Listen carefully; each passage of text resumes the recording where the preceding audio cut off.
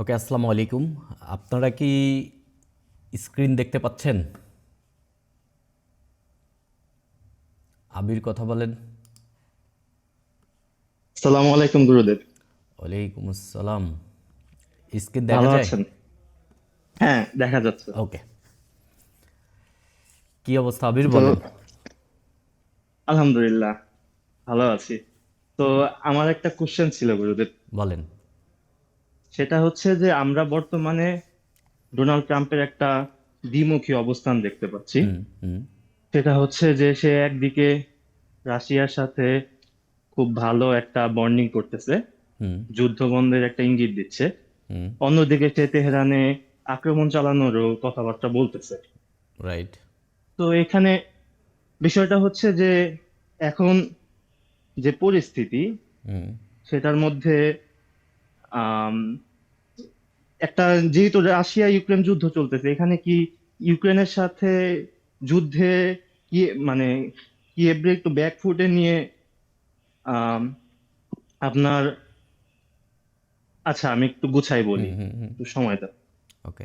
সেটা হচ্ছে যে ইউক্রেন রাশিয়া যুদ্ধে যেহেতু হুম রাশিয়াকে এখন একটু বেনিফিট দিচ্ছে ডোনাল্ড ট্রাম্প, হুম এই সিচুয়েশনে হুম এই তেহরানে যে আক্রমণ চালাইতে যাচ্ছে যে হুম মানে ওয়াশিংটন, হুম এখানে রাশিয়া যেহেতু একটা তেহরানের 12 মাসি বন্ধু, হুম।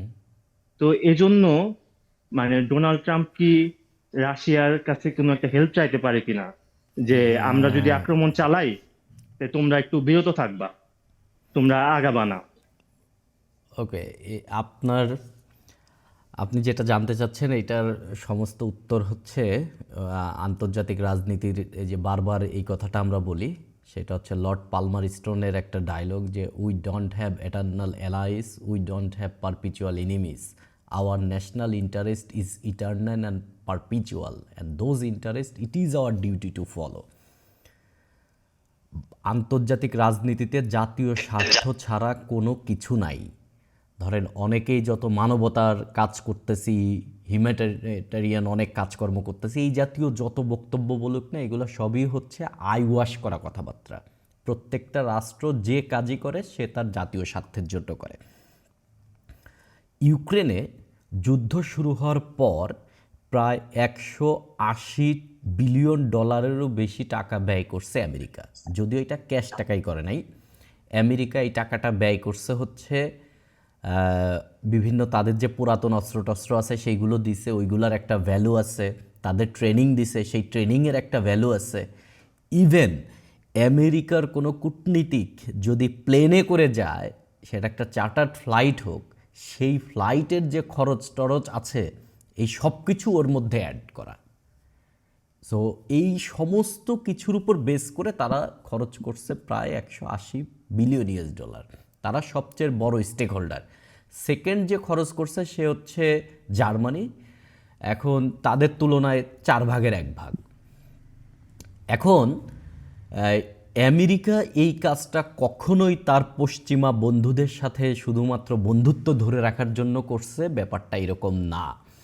পশ্চিমারা বা আমরা যদি ইউরোপের বড় বড় প্লেয়াররা বলি, তারা এমনিতেই আমেরিকার কাছে ধরা জাস্ট বিকজ অফ ন্যাটো। কেননা ন্যাটোর যে পরিমাণ ফান্ড লাগে, এই ফান্ডের ম্যাক্সিমাম ম্যাক্সিমাম বলতে সিংহভাগ ফান্ড আসে আমেরিকা থেকে।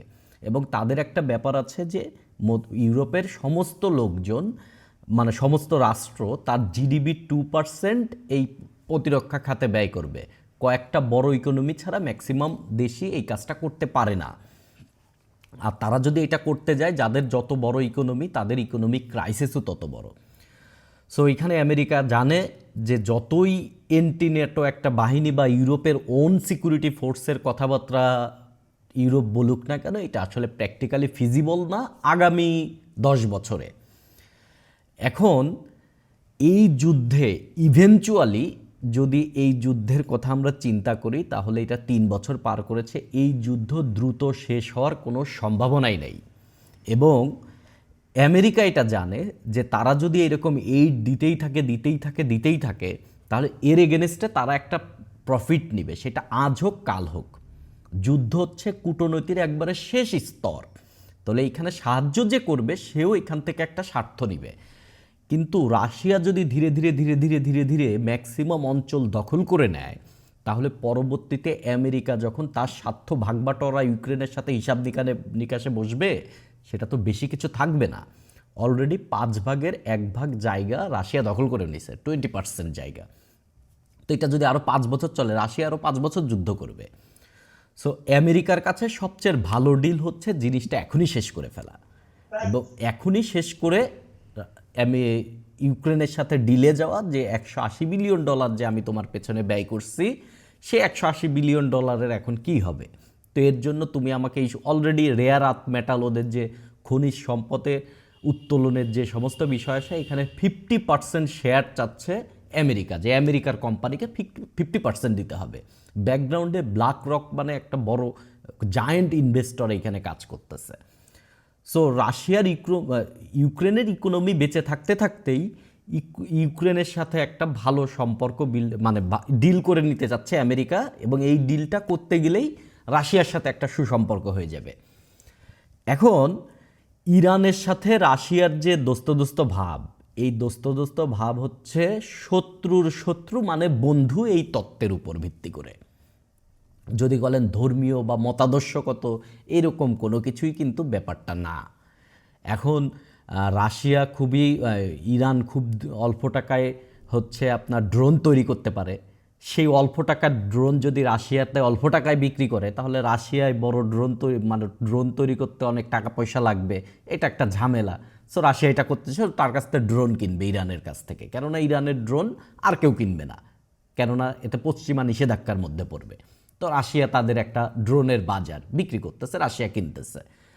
আরও দ্বিপাক্ষিক বাণিজ্য আছে, কেননা ইরান তার তেল বিশ্ববাজারে বিক্রি করতে পারে না, সো তার বিভিন্ন কিছু বিশ্ববাজারে বিক্রি করতে পারে না।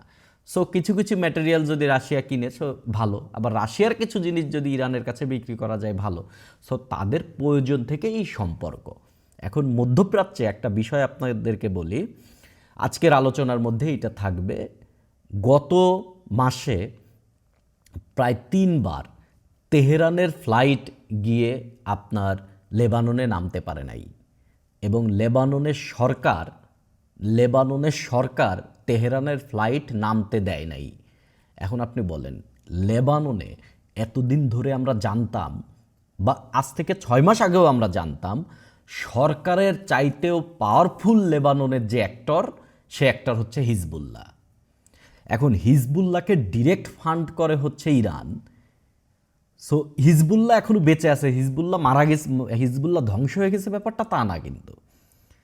তো তেহরানের ফ্লাইট যখন এসে ধরেন আপনার বৈরুতে নামে, তখন ওই ফ্লাইটে কিন্তু হিজবুল্লাহর রসদ থাকে, হিজবুল্লাহকে বিভিন্ন কিছু পাঠানো হয়, এবং এই হিজবুল্লাহর মাধ্যমে অস্ত্র গোলাবারুদ কিন্তু সিরিয়াতেও যায়।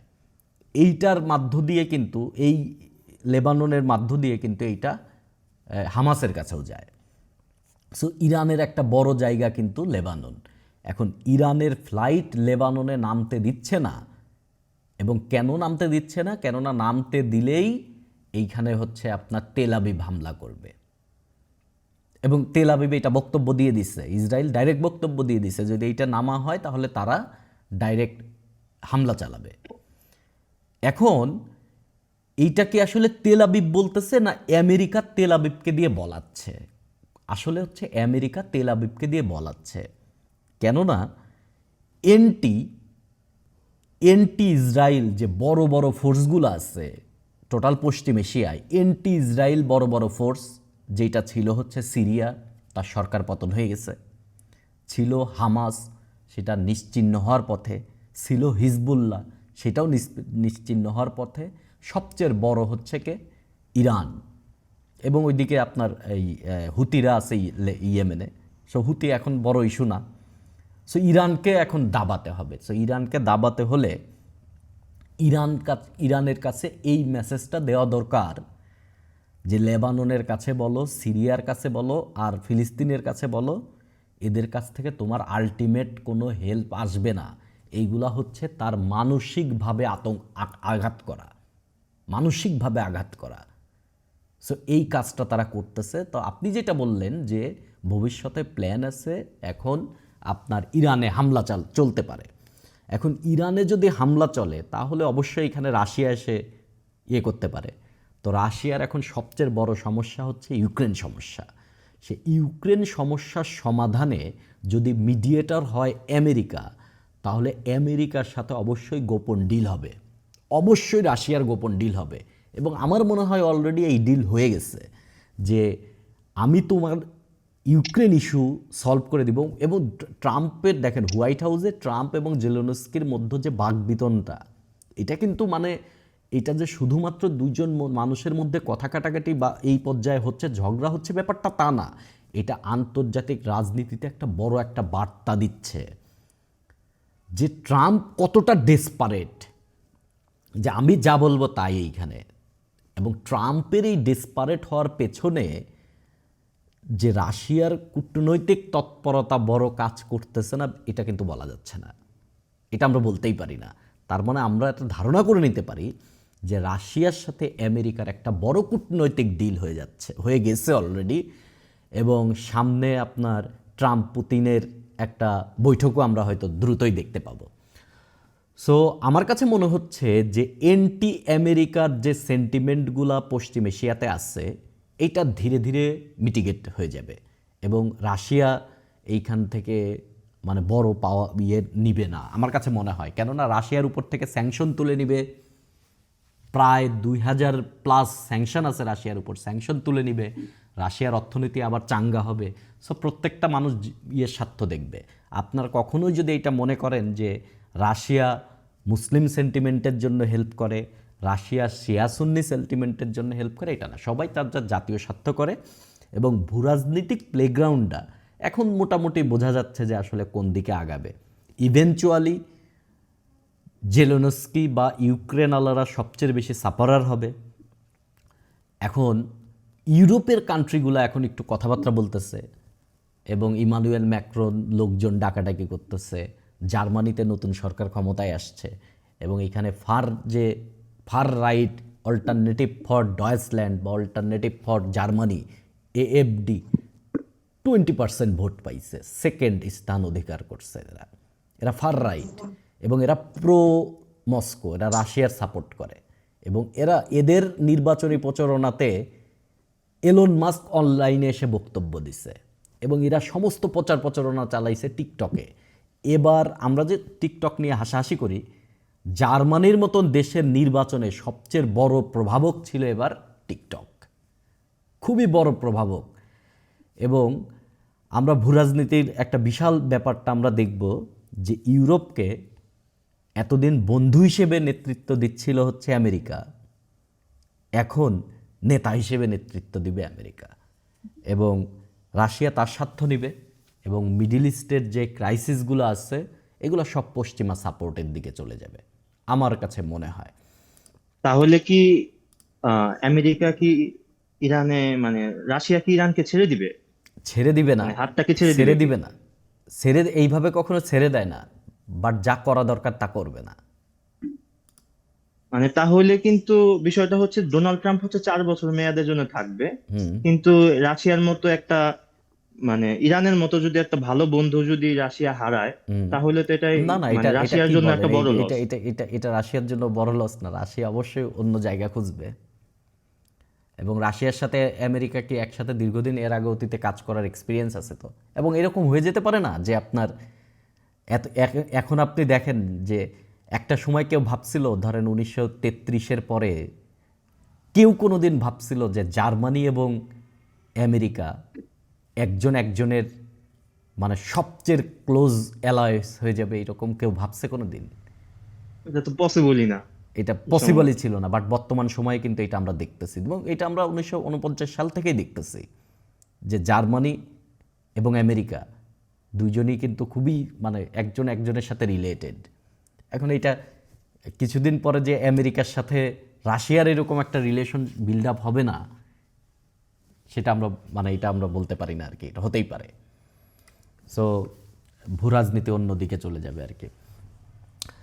আচ্ছা, আপনাদেরকে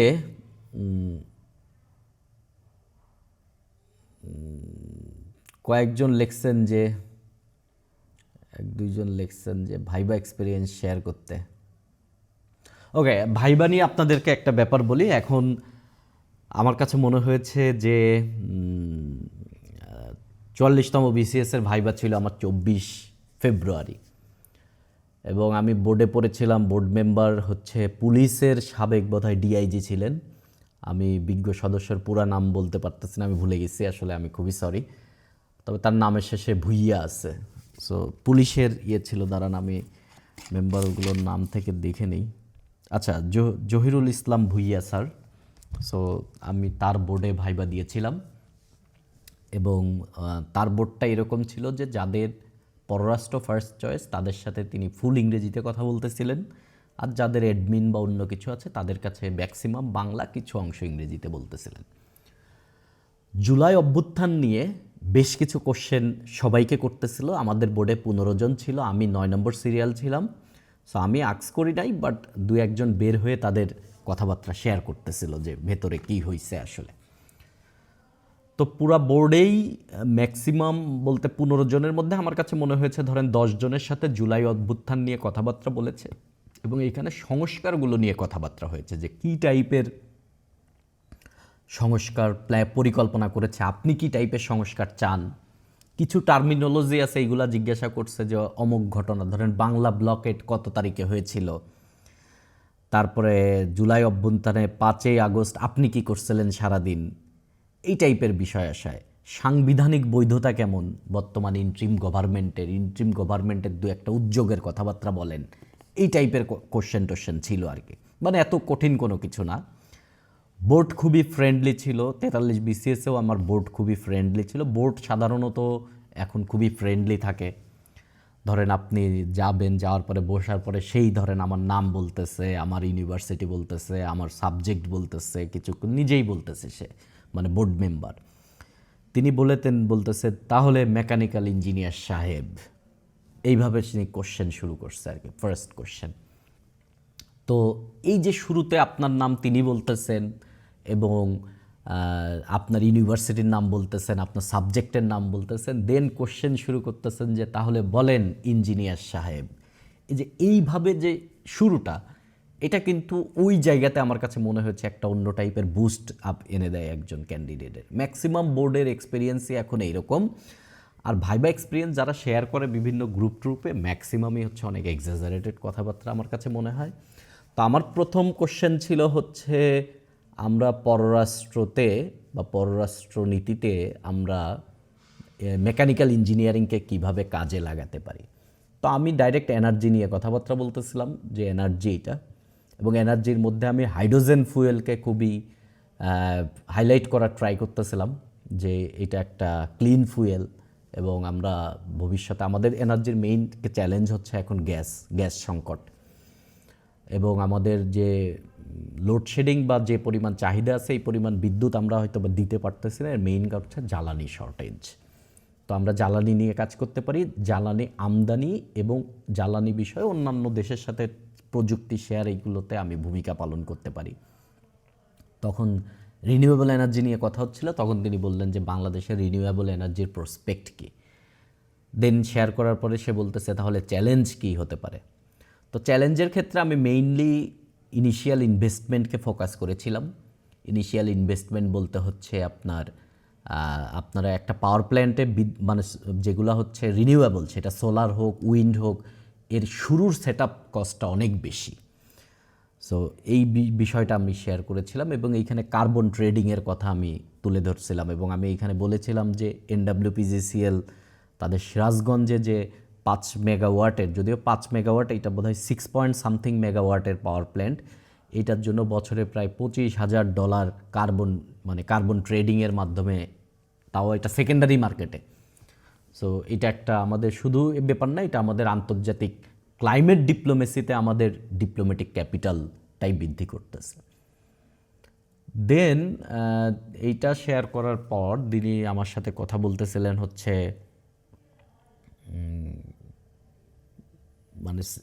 মানে এনার্জি সেক্টর যাওয়ার পরই তিনি আমাদের সাথে কথা বলতেছিলেন হচ্ছে আচ্ছা ওই যে ডোনাল্ড ট্রাম্প যে আপনার এই গাজাকে একটা নতুন ধরেন রিভেরিয়া টাইপের বানানোর প্ল্যান করেছে, যেখান থেকে গাজার সমস্ত লোককে মিশর এবং জর্ডানে সরায় দিবে। এই জিনিসটা আপনি জানেন কি না? তো আমি বলেছিলাম যে হ্যাঁ জানি। তো বলছে এখানে এটাকে আপনি কিভাবে দেখেন? পরে আমি বললাম যে যে জর্ডানের যত জনগণ আছে তার 31 থেকে 35% অলরেডি রিফিউজি। সো তারা নতুন কোনো রিফিউজি নিবে না, এবং একই কথা মিশরও জানিয়ে দিয়েছে। তো আমরা যদি গাজার জনগোষ্ঠীকে বিভিন্ন মিডল ইস্টের কান্ট্রিতে আমরা মানে ভাগ ভাগ করে দিয়ে দিই, তাহলে এরা আসলে ইভেনচুয়ালি তাদের মাদারল্যান্ডের জন্য, তারা দেশের যাদের জায়গার জন্য তারা ফাইট করবে।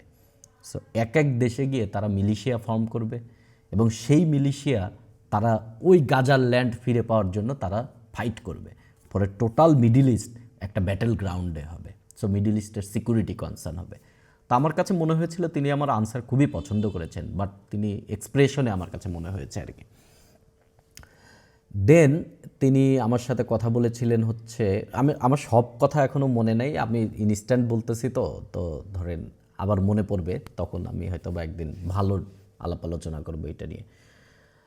তিনি আরও কিছু বিষয় নিয়ে কথা বলতেছিলেন, সেটা হচ্ছে আপনার এই বর্তমান মানে ইয়ের কী হতে পারে আপনার দৃষ্টিতে, সেইভাবে বলতেছিল যে আপনার দৃষ্টিতে আপনার মানে রোহিঙ্গা ক্রাইসিস সলভ করার জন্য আপনার দৃষ্টিতে কি ব্যবস্থা গ্রহণ করা যেতে পারে। তখন আমি ডাইরেক্ট আমার প্রেক্ষাপট বলতেছিলাম, বলার পরে সে বলতেছে ইন্ডিয়া কি সাহায্য করবে। আমি বললাম যে ডাইরেক্ট বললাম যে রিয়েলিস্টিক অ্যাপ্রোচ এটাই বলে যে ইন্ডিয়া সাহায্য করবে কি করবে না ইন্ডিয়ার জাতীয় স্বার্থের উপর ডিপেন্ড করবে। সো আমরা যদি ইন্ডিয়ার কূটনৈতিক তৎপরতা দিয়ে ইন্ডিয়ার জাতীয় স্বার্থকে ওই অবস্থানে নিতে পারি, তাহলে ইন্ডিয়া করবে, নাইলে করবে না। দেন আরও কিছু কথাবার্তা তিনি বলছেন, আমার কাছে আমার এই মুহূর্তে মনে নেই। দেন ফার্স্ট যার যে এক্সটার্নাল, তিনি কথা বলতেছিলেন হচ্ছে মেকানিক্যাল ইঞ্জিনিয়ারিং কী কাজ করে।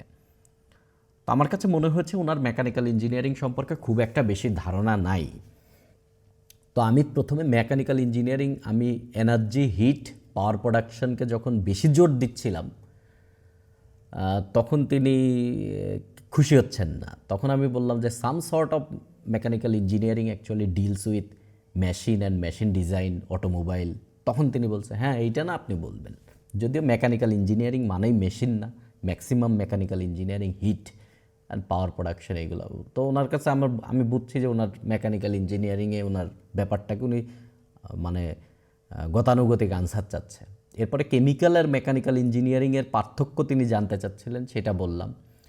তারপরে তিনি আসিয়ান নিয়ে কোশ্চেন করতেছিলেন যে আসিয়ান, তো বলতেছে আসিয়ানের সাথে যদি আমাদের অঞ্চলেও একটা আছে সেটার নাম কি। তা আমি সার্ক নাম বললাম, সার্ক কেন কাজ করে না বললাম। তারপরে বললাম যে বলেন যে সার্কের এই জিনিসটা, তিনি বলতেছিলেন যে সার্ক যেহেতু কাজ করতেছে না, কাজ করা নিয়ে আপনি কূটনৈতিক কী তৎপরতা করতে পারেন। তো আমি বললাম ভারত পাকিস্তানের বৈরিতাদের জন্য আমি শাটল ডিপ্লোমেসি করতে একজন পার্ট হতে পারি। তখন তিনি বললেন শাটল ডিপ্লোমেসি কী। তো এটা বললাম। এই আসিয়ান নিয়ে কথা হওয়ার সময় তখন বোর্ডের যিনি চেয়ারম্যান আর কি, তিনি আমাকে আবার ব্যাক নিলেন। তিনি নিয়ে বলতেছেন যে বলেন তো তাহলে আসিয়ান নিয়ে কথা বলতেছেন, বাংলাদেশ যদি আসিয়ানে যোগ দেয় তাহলে লাভ হবে কি না। তা আমি বললাম অবশ্যই স্যার লাভ হবে। তখন বলতেছে কিভাবে। তো আমি বললাম যে 2026 সালের 24 নভেম্বর আমরা এলডিসি থেকে অফিসিয়ালি গ্রাজুয়েটেড হব। তখন আমাদের যে জিএসপি বা যে টাইপের কোটাবিহীন শুল্কমুক্ত যে বাণিজ্য আছে সেইটা আমাদের কঠিন হয়ে যাবে, এবং সেক্ষেত্রে আমরা যদি আপনার আসিয়ানের সাথে যোগ দিই তাহলে এটা এখানে একটা ইকোনমিক ফোরাম, এবং এখানে আমরা আমাদের বাজার, আন্তর্জাতিক বাজারের মধ্যে একটা বাজার বড় হবে এবং আমাদের বৈচিত্র্যতা আসবে। সো আমাদের এক্সপোর্টের যে আর্নিং এটা ঠিকঠাক থাকবে। তারপরে আমি তাকে ফুটনোটে বলেছিলাম যে আসিয়ান যেহেতু দক্ষিণ পূর্ব এশিয়ার দেশগুলোর সংগঠন, তো বাংলাদেশের আসলে আসিয়ানে যোগ দিতে কখনো পারবে না। আসিয়ানের গঠনতন্ত্রেই এই জিনিসটা নাই, কেননা আসিয়ানই তো হচ্ছে সাউথ ইস্ট এশিয়ার। তবে বর্তমান আসিয়ান প্লাসের কথাবার্তা শোনা যাচ্ছে, ASEAN+3, ASEAN+4। তো এইটা যদি অফিসিয়ালি আসিয়ান প্লাস ওয়ার্ল্ডে ইয়ে করে তখন বাংলাদেশের জন্য ভালো একটা অপরচুনিটি হবে আসিয়ান প্লাসে। তো আমি তার এক্সপ্রেশন দেখে মনে হয়েছে যে তিনি আমার আনসার খুব পছন্দ করছেন। তারপরে হচ্ছে থার্ড যিনি এক্সটার্নাল ছিলেন তিনি আমাকে তার সাথে আমার খুব একটা ইয়ে হয় নাই আর কি, বনিবনা তেমন একটা হয় নাই। কেননা তিনিই প্রথম হচ্ছে বলছে যে, আমি অবশ্য বলেছিলাম যে আপনি এখন কি করেন, পরে আমি বলছিলাম যে আমি একটা প্রাইভেট শিক্ষা প্রতিষ্ঠানে কাজ করতেছি, যেটার আমি আসলে প্রাইভেট শিক্ষা প্রতিষ্ঠান বলতে যে আপনাদেরকে পড়াচ্ছি এই জিনিসটাই, সেটা আমি আসলে ক্লিয়ার করি নাই, যার বলছে একটা প্রাইভেট শিক্ষা প্রতিষ্ঠানে কাজ করতেছে। তখন তিনি আসলে প্রথম আইডেন্টিফাই করছে যে আমি 43-এ অ্যাডমিনে সুপারিশপ্রাপ্ত। তখন তিনি বলতেছে কি আপনি না 43-এর অ্যাডমিন, আবার আপনি প্রায় বলতেছেন এইটা। তখন হচ্ছে এই বিষয়টা আসলো যে আপনি কেন সুপারিশপ্রাপ্ত, মানে আপনি কি জয়েন করেন নাই? তখন আমি বিষয়টা ক্লিয়ার করলাম। তখন বোর্ড চেয়ারম্যান আবার বললেন যে তাহলে কি আপনি এখন কি অ্যাডমিনের মানসিকতায় আছেন নাকি ফরেনে আসার জন্য মানসিকতা রেডি করছেন? এটা তো এইটাই ছিল টোটাল ভাইবার মধ্যে শুধু নেগেটিভ এইটুকু দিক। এর ফলে মানে এই আলোচনার ফলে আমি একটু লো ফিল করেছি, এটা মানুষের ন্যাচারাল ইয়ে।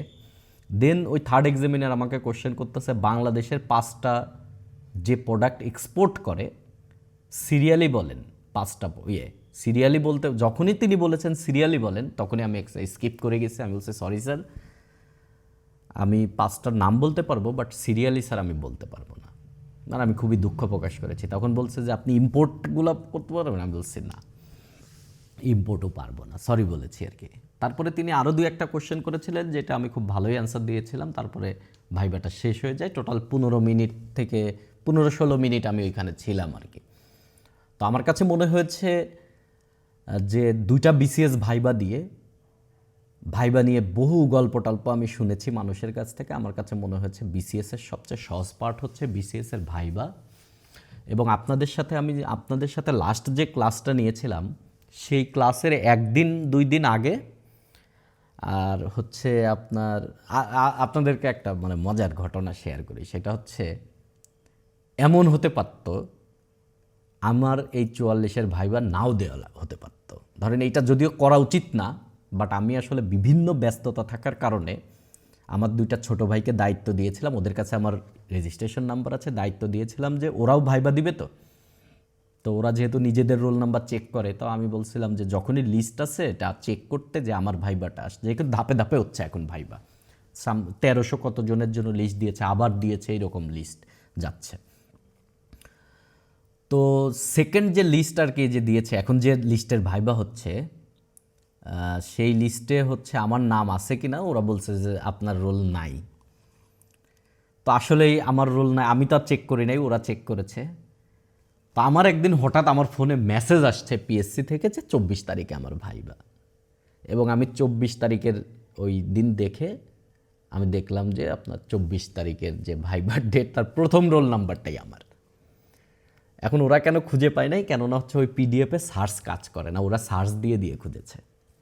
তো যাই হোক, সেই জন্য ভাইবা প্রিপারেশন আমি আসলে নিতে পারি নাই। আমি সব মিলে 4 দিন মতন পড়েছিলাম, বাট 4 দিনের যতটুকু আমি পড়ালেখা করেছি এই ভাইবা দিতে গিয়ে কোনো কিছুই কাজে লাগে নাই। কেননা জুলাই অভ্যুত্থান নিয়ে আমার সাথে কোনো কথাই হয় নাই, ইভেন সংস্কার কমিশনগুলো নিয়ে আমার সাথে কোনো কথাই হয় নাই, আরও 2-1জনের সাথে কথা হয় নাই, আবার ম্যাক্সিমামের সাথেই কথা হয়েছে। সো আমার কাছে মনে হয়, এবং 43-এও আমি যে ভাইবার যে প্রিপারেশন নিয়েছিলাম সেই প্রিপারেশন আমার তেমন কোনোই কাজে দেয় নাই। আপনি বিসিএস টোটাল প্রিপারেশন নিতে নিতে আপনার যে লেভেল বিল্ড আপ হবে ওই লেভেল বিল্ড আপ দিয়ে আপনি ডাইরেক্ট যা দিতে পারেন। বাট কিছু মৌলিক ব্যাপার আছে যেগুলো ধরেন ভাইবার জন্য পড়াই দরকার। যেমন আমাকে যদি কোশ্চেন করা হতো যে পররাষ্ট্র ক্যাডারে জয়েন করবেন, তাহলে এটার হায়ারার্কিটা বলেন তো, কোন পদ থেকে কোন পদে কীভাবে যাবেন, হায়ারার্কিটা কি, এটা যদি আপনি না পারেন, আপনি যে জায়গায় যাবেন সেটার হায়ারার্কি কী হবে ওইখানে ক্যারিয়ার, এটা আপনি জানেন না, এটা একটা ইরোর আর কি, এটা বড় ইরোর। সো এই মৌলিক বিষয়গুলোর জন্য আসলে এরকম কোশ্চেন হবে তা না হতেও পারে। সো এই বিষয়গুলো আবার নিজের এলাকার কিছু গুণী মানুষ, নিজের এলাকার বিখ্যাত জায়গা টাইগা, এই সমস্ত বিষয় নিয়ে প্রিপারেশন নেওয়া উচিত।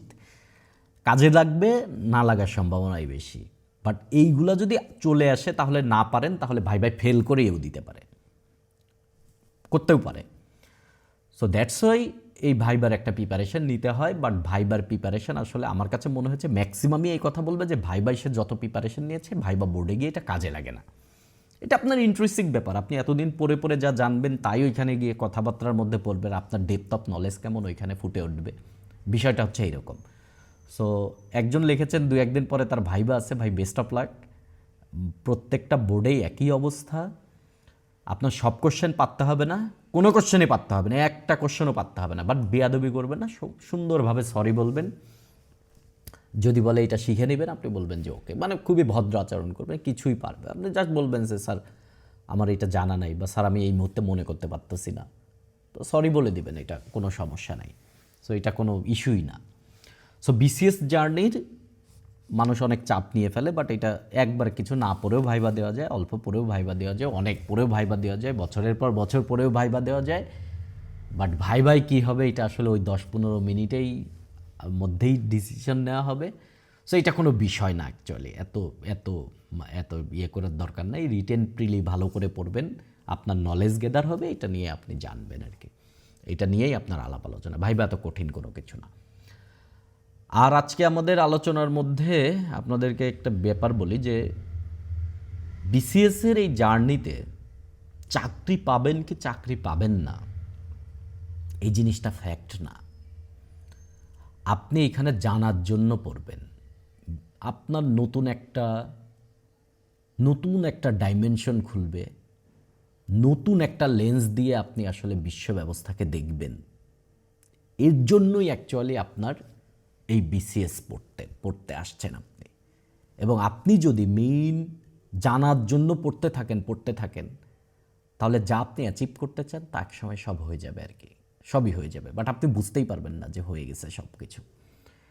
সো এইটা কোনো কিছু না, আপনারা জাস্ট শিখতে থাকেন, জানতে থাকেন, এবং যা আগে জানতেন সেই জানার সাথে এখনকার জানার মধ্যে কোনো পরিবর্তন আসতেছে কিনা, পরিবর্তন আসলে কি টাইপের পরিবর্তন আসতেছে, আপনি ওয়ার্ল্ড অর্ডার বা বাংলাদেশ যে কোনো ইন্টারনাল ইস্যু বলেন, গ্লোবাল ইস্যু বলেন, লিটারেচারের বলেন, আপনি আসলে নতুন কিছু জানতেছেন কিনা, এটাই ফ্যাক্ট, এইটাই কাজে দিবে যে নতুন কিছু জানতেছেন কিনা। আপনি জানবেন, ভুলে যাবেন, এটা খুব স্বাভাবিক। আবার পড়বেন, আবার মনে থাকবে, আবার ভুলবেন, আবার মনে পড়বে, আবার ভুলবেন।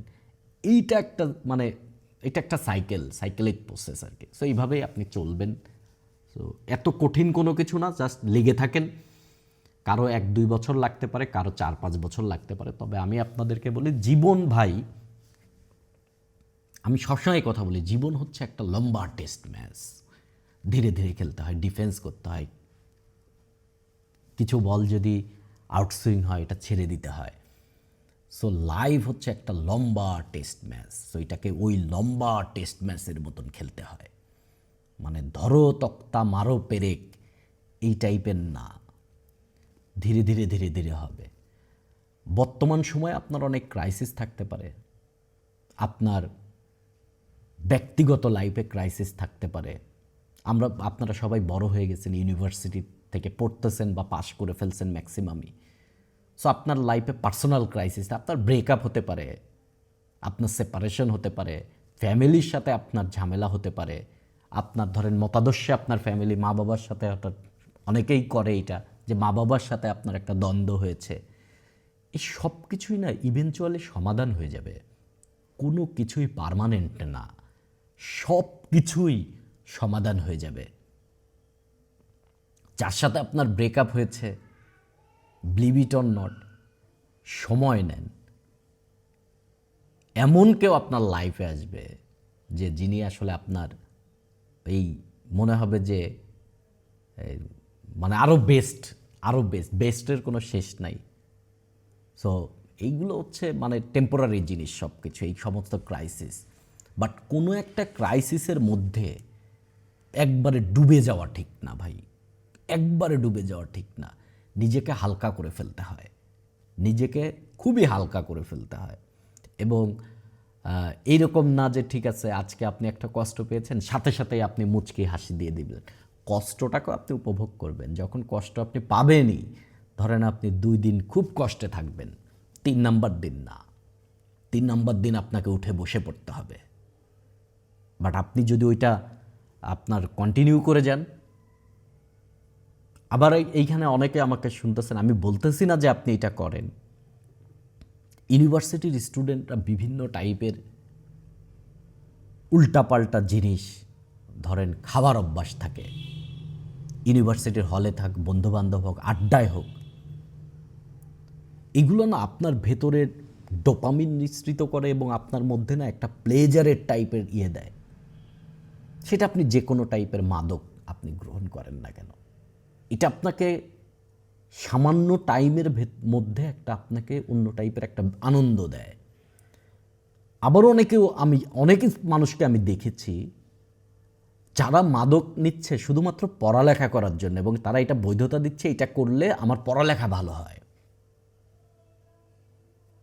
এই ব্যাপারটা আপনার মনে হয়, এই ব্যাপারটা আপনার মনে হয়, আসলে এটা হয় না। কেননা আপনি যখন এটা থিঙ্কিং করেন, তখন আপনি ওই জগতে থেকে থিঙ্কিং করেন। যে মানুষটা আয়নার, হুমায়ুন আহমেদের ভাষায় ধরেন আয়নার জগতে চলে গেছে, আয়নার জগতে থেকে সে যে আয়নার জগতে আছে এটা বুঝতে পারবে না। ব্যাপারটা হচ্ছে এরকম। সো আপনি যদি কোনো কিছু অ্যাচিভ করতে চান, তাহলে আপনাকে কিছু কিছু জায়গা থেকে ছেড়ে আসার ডিসিশন নিতে হবে। One of them is taking drugs.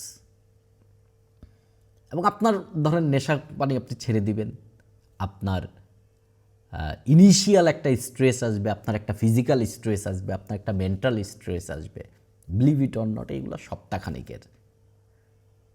But ডিসিশনে strong থাকতে হবে। এবং আপনি যদি এইগুলো আসলে না করেন, ধরেন আপনি আসলে স্যাক্রিফাইসটা কী করলেন? আমি এরকম ছেলেপেলেকে দেখেছি কোনো স্যাক্রিফাইস করে নাই, কিছুই করে নাই, কিছুদিন পড়ছে, লাইব্রেরিতে নিয়মিত গেছে টেছে, প্রিলি পাস করে নাই, এই পাস করে নাই, দেন বলে যে আল্লাহ খালি আমার সাথে এরকম করে, আমার সাথেই খালি এরকম করে, অনেক চেষ্টা করলাম, কিছুই হইল না। এবং ওদের এই আক্ষেপ করা দেখে না মনে হয় জুতাই ধরে, এরকম মনে হয় যে আমি আপনাকে মেধা বলে কোনো কিছু আছে কিনা আমি জানি না, বাট পরিশ্রম খুবই ইম্পর্টেন্ট। এবং আপনাকে এটা মানে শুধু পরিশ্রম না, স্যাক্রিফাইস প্লাস পরিশ্রম, এই সমস্ত নেগেটিভ জিনিসপত্র থেকে নিজেদের বের হয়ে আসতে হবে। এবং আমাকে এই কথা যে শুনতেছেন আমি বলে দিচ্ছি ভাই, আমি বলে দিচ্ছি যে আপনাদের যদি এইরকম কারো লাইফ থাকে, 2টা লাইফের কথা আমি বলতেছি।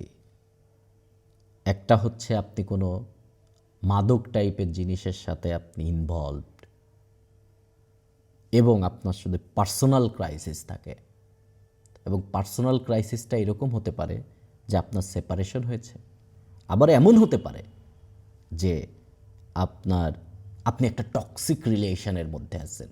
একটা রিলেশন ভালো না টক্সিক, এটা আপনাকে বুঝে নিতে হবে ভাই। এটা আপনাকে কতক্ষণ প্লেজার দিচ্ছে আর কতক্ষণ আপনি ঝগড়া মারামারি ফ্যাচাত করতেছেন। এরকম যদি হয়, আপনি জাস্ট এই 2টা জিনিস ভাই জাস্ট কুইট করেন, এবং আই আর্জ ইউ কুইট করেন ভাই। 1 সপ্তাহ প্রবলেম হবে, মনে হবে যে ধরেন ওই টক্সিক রিলেশনই আপনার ভাল লাগবে, সে 1 সপ্তাহ পর মনে হবে যে না ব্যাক যাই। আবার আপনি যদি ড্রাগ অ্যাডিক্ট হন, আপনার মনে হবে যে ঠিক আছে ওই ভাল লাগতেছে না, ওইটা অল্প একটু নিই, পরে আবার করব। ভাই নিজের ডিসিশনে যদি রিজিড থাকার ক্যাপাবিলিটি আপনার এই বয়সেও তৈরি না হয়, যে নো মিনস নো, এই কাজটা করেন ভাই। আমি আপনাকে বলতেছি জাস্ট এইগুলা থেকে ছেড়ে মানে পুরা স্ট্রং হন। 1 মাস পর দেখবেন যে আপনার লেভেলই চেঞ্জ হয়ে গেছে, ভাই। এটা আপনি দেখবেন যে আপনার লেভেল চেঞ্জ হয়ে গেছে।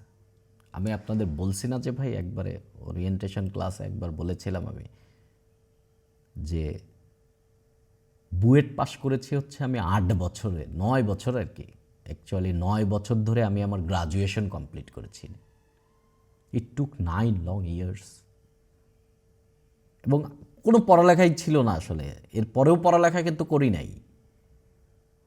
2019-এর এপ্রিলে আমি গ্রাজুয়েশন শেষ করি।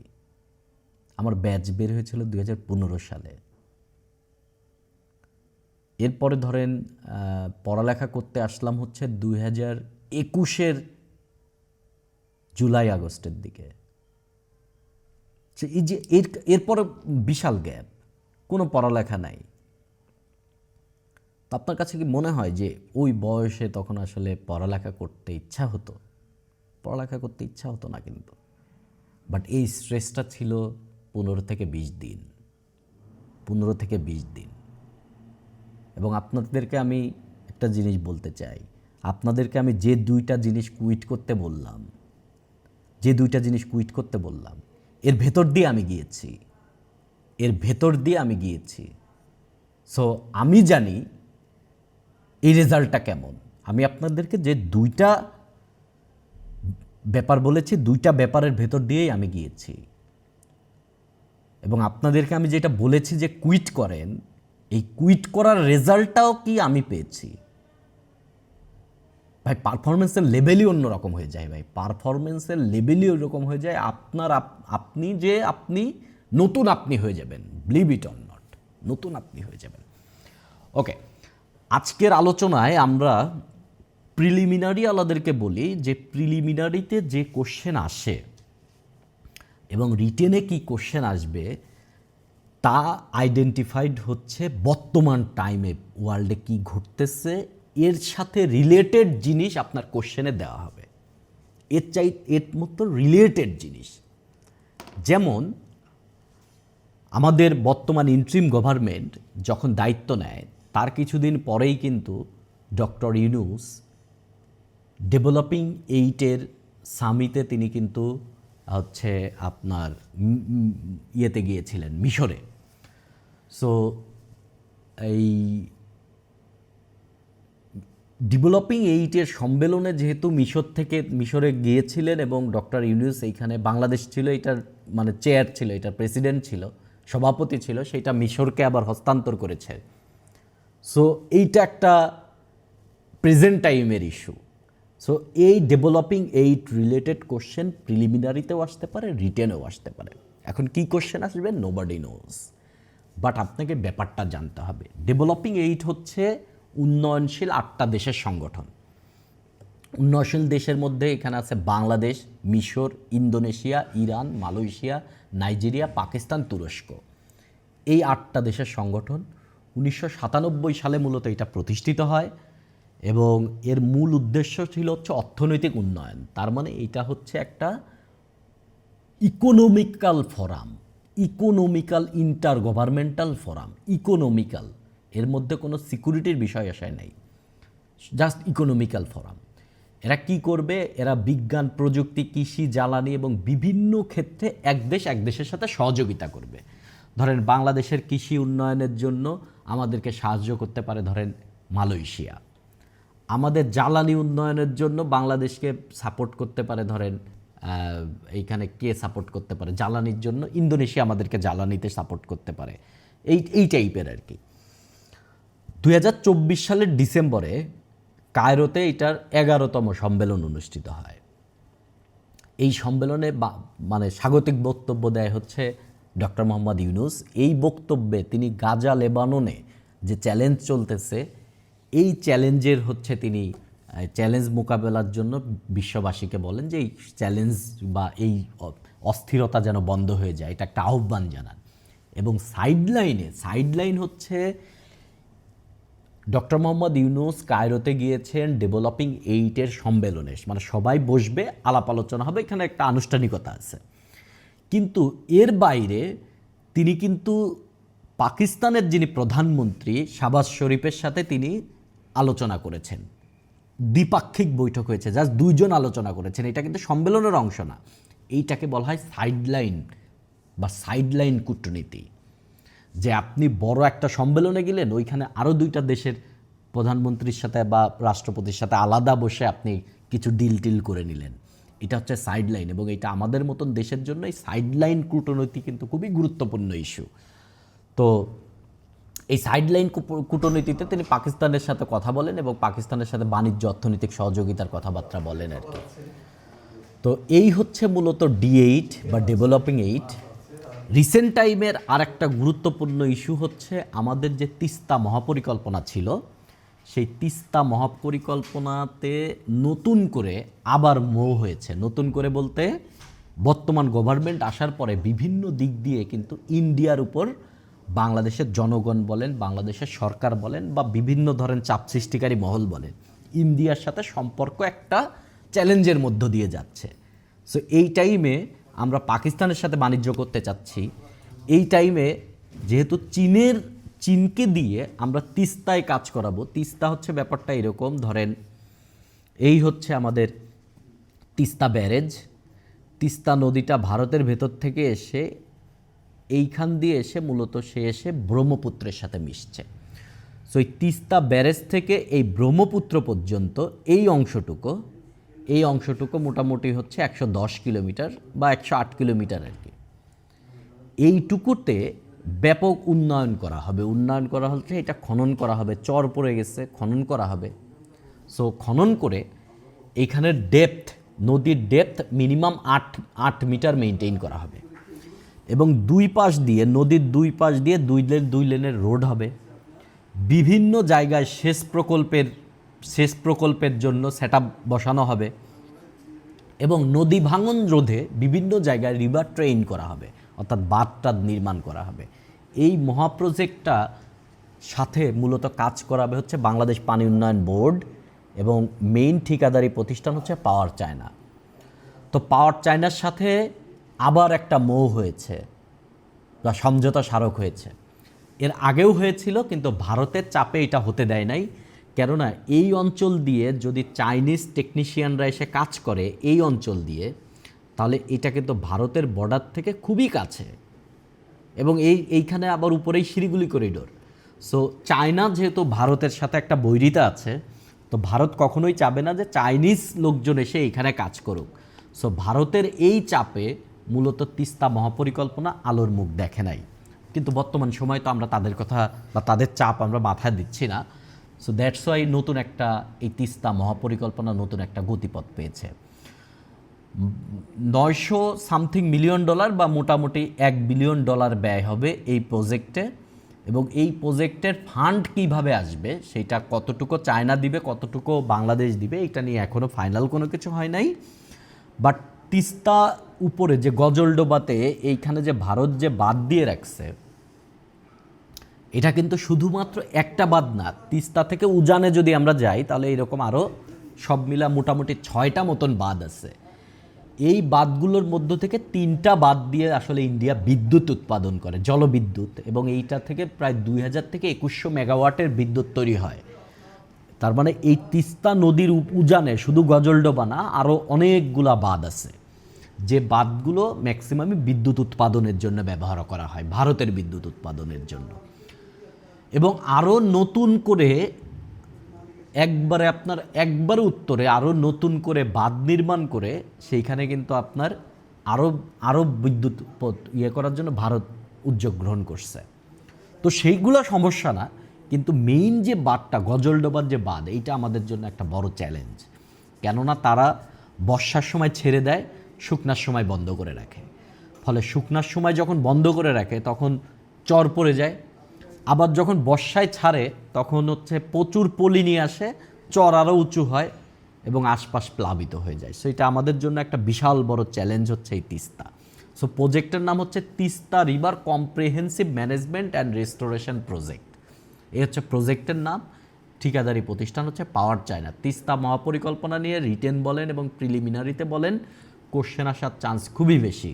এবং গজলডোবা বাঁধ হচ্ছে 1993 সালে চালু হয় এই গজলডোবা বাঁধ। ওকে, সো আরও একটা হচ্ছে আমরা রিসেন্ট টাইমের ঘটনা, সেটা হচ্ছে ভারত মহাসাগরীয় সম্মেলন। ভারত মহাসাগরীয় সম্মেলন হচ্ছে ভারত মহাসাগরের আশপাশ দিয়ে যে দেশগুলো আছে সেই দেশগুলো হচ্ছে একটা সম্মেলন করা হয়। বর্তমান সময়ে সম্মেলনটা হয়েছে বর্তমান ওমানের মাস্কটে। এবং এই সম্মেলনে আমাদের যে পররাষ্ট্র উপদেষ্টা ডক্টর মোহাম্মদ তৌহিদ হোসেন এবং ভারতের যে বিদেশ মন্ত্রী এস জয়শঙ্কর, এদের মধ্যে দ্বিপাক্ষিক আলোচনা হয় দুই দেশের মধ্যে, যেন দুই দেশের মধ্যে যে উত্তেজনা আছে বা সামান্য যে সমস্ত ব্যাপারগুলো চলতেছে এগুলো মিটিগেট করার জন্য এবং উষ্ণ সম্পর্ক বজায় রাখার ব্যাপারে। এবং এইখানে আরও একটা বিষয় যে 20 ফেব্রুয়ারি দিল্লিতে ভারত এবং বাংলাদেশ বিএসএফ এবং হচ্ছে বিজিবির মধ্যে পরিচালক পর্যায়ের বৈঠক অনুষ্ঠিত হয়। সো এটা উত্তেজনা মিটিগেট করার জন্য আমরা এই দুটাকে রেফারেন্স হিসেবে ব্যবহার করতে পারি। তো ভারত মহাসাগরীয় যে সম্মেলন হয় এইখানে গঙ্গার যে পানি বন্টন চুক্তি, এই চুক্তি নিয়ে কথাবার্তা হয়। 1996 সালে বাংলাদেশ সরকার গঙ্গা বা পদ্মা নদীতে পানি বন্টন নিয়ে ভারতের সাথে একটা চুক্তি করে। এই চুক্তিতে ছিল যে 1996 সালের আগের 40 বছরে ভারত যে পরিমাণ পানি পেত তার গড় ভারত পানি পাবে, ওই গড়ে ওই পরিমাত্রায় পানি পাবে এবং বাকি পানি বাংলাদেশ পাবে। কিন্তু কোনো একটা সংকট মুহূর্ত যদি হয় যে বাংলাদেশে একটা ইমার্জেন্সি চলতেছে, পানি দরকার, তখন বাংলাদেশকে 35,000 কিউসেক পানি সরবরাহের গ্যারান্টি দেওয়া হয় এইটাতে। কিন্তু বিষয় হচ্ছে 30 বছর পরে এসে 2026 সালে এই চুক্তির মেয়াদ শেষ হয়ে যাবে। তাহলে 26 সালের পরে গজলডোবায় নিয়ে যে কাজটা ভারত করতেছে এটা যদি ধরেন পদ্মাতেও করা শুরু করে মারাত্মকভাবে, মানে দৃষ্টিগতভাবে, তাহলে কিন্তু আমরা একবারে পানির জন্য একবারে ধ্বংস হয়ে যাব, মানে বন্যা হয়ে যাব আর সারা বাংলাদেশ ধরেন খরায় মধ্যে পড়ে যাবে। তো এইটার ভবিষ্যৎ কি হবে সেইটা নিয়ে আমাদের আলাপ আলোচনা হয়েছে।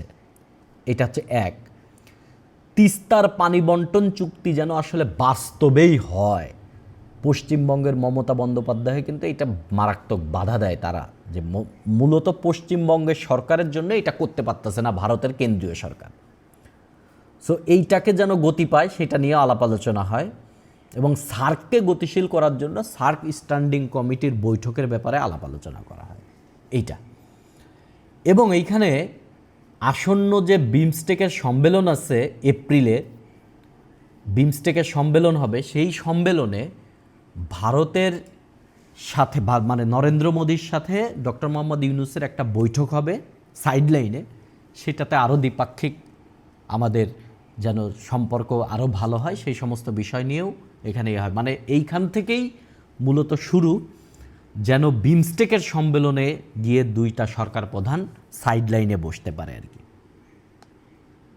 সো এইখান থেকে একটা ধারণা পাইলেন যে মানে ভারত মহাসাগরীয় সম্মেলনে কি হয়েছিল এবং বাংলাদেশের এইখান থেকে লাভ কতটুকু হলো। ওয়ার্ল্ড গভর্নমেন্ট সামিট, এটা হচ্ছে মানে সরকারদের একটা সামিট। এটা প্রত্যেক বছর একই জায়গায় হয়, সেটা হচ্ছে দুবাইতে, সংযুক্ত আরব আমিরাতের দুবাইতে। এবং এইবার এইখানে 30টা দেশ মতন অংশগ্রহণ করে। এবং এই সামিটে সাইডলাইনে ডক্টর মোহাম্মদ ইউনূস আরব আমিরাতের স্বাস্থ্যমন্ত্রী, বাণিজ্য মন্ত্রী সহ একাধিকের সাথে সাক্ষাৎ করেছেন। এবং এইখানে তিনি বলেছেন আমাদের উপর যে ভিসা নিষেধাজ্ঞা এটা যেন না দেওয়া হয়। সো আপনি আমাদের রিমিটেন্সের ক্ষেত্রে বা বিভিন্ন সময় কিন্তু এই রেফারেন্সটা দিতে পারেন যে ওয়ার্ল্ড গভর্নমেন্ট সামিটে ভিসা নিষেধাজ্ঞার ব্যাপারে কথাবার্তা হয়েছে। আমাদের চট্টগ্রাম বন্দর সহ বাংলাদেশে কারখানা স্থাপনে যেন আরব আমিরাত বিনিয়োগ করে। আরব আমিরাত রিসেন্ট টাইমে বেশ বিনিয়োগ করতেছে আমাদের দেশের শিল্প পার্কগুলোতে, তারা যেন বিয়ে করে। এবং আরব আমিরাতের খাদ্য আমদানির জন্য তারা একটা খাদ্য পার্ক করার জন্য বিনিয়োগ করতেছে হচ্ছে ইন্ডিয়াতে। সো আমাদের দেশে যেন তারা হালাল পণ্য আমাদের দেশ থেকে আমদানি করে, এগুলো নিয়ে কথাবার্তা হয়েছে আর কি। তো এইটার সাথে সামঞ্জস্যপূর্ণ আমরা আরেকটা জিনিস একটু নিচের দিকে গিয়ে পড়ে ফেলি, সেটা হচ্ছে আপনার রোহিঙ্গা সংকটের নিয়ে একটা অনেক বড় সড়ো আলাপ আলোচনা করতে হবে।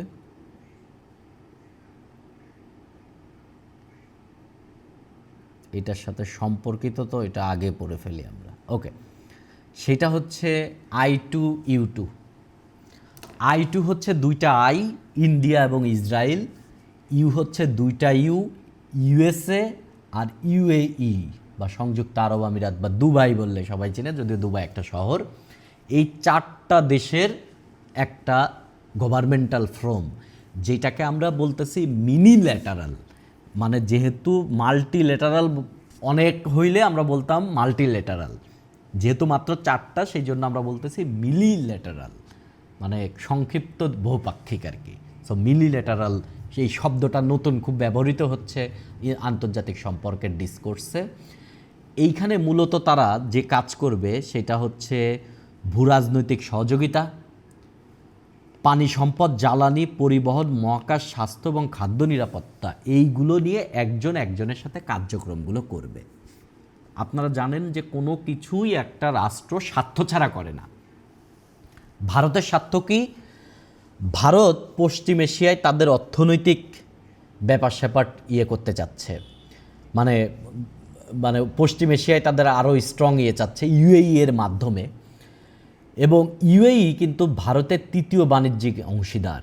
UAE এর সাথে ভারতের তৃতীয় বাণিজ্যিক অংশীদার, এবং ইসরায়েলের সাথে তাদের একটা প্রতিরক্ষা সহযোগিতার ব্যাপারও আছে। এবং এই দুইটা দেশের সাথে সম্পর্ক রেখে তারা আসলে আমেরিকার সাথে সম্পর্ক স্বাভাবিক রাখতে চায়।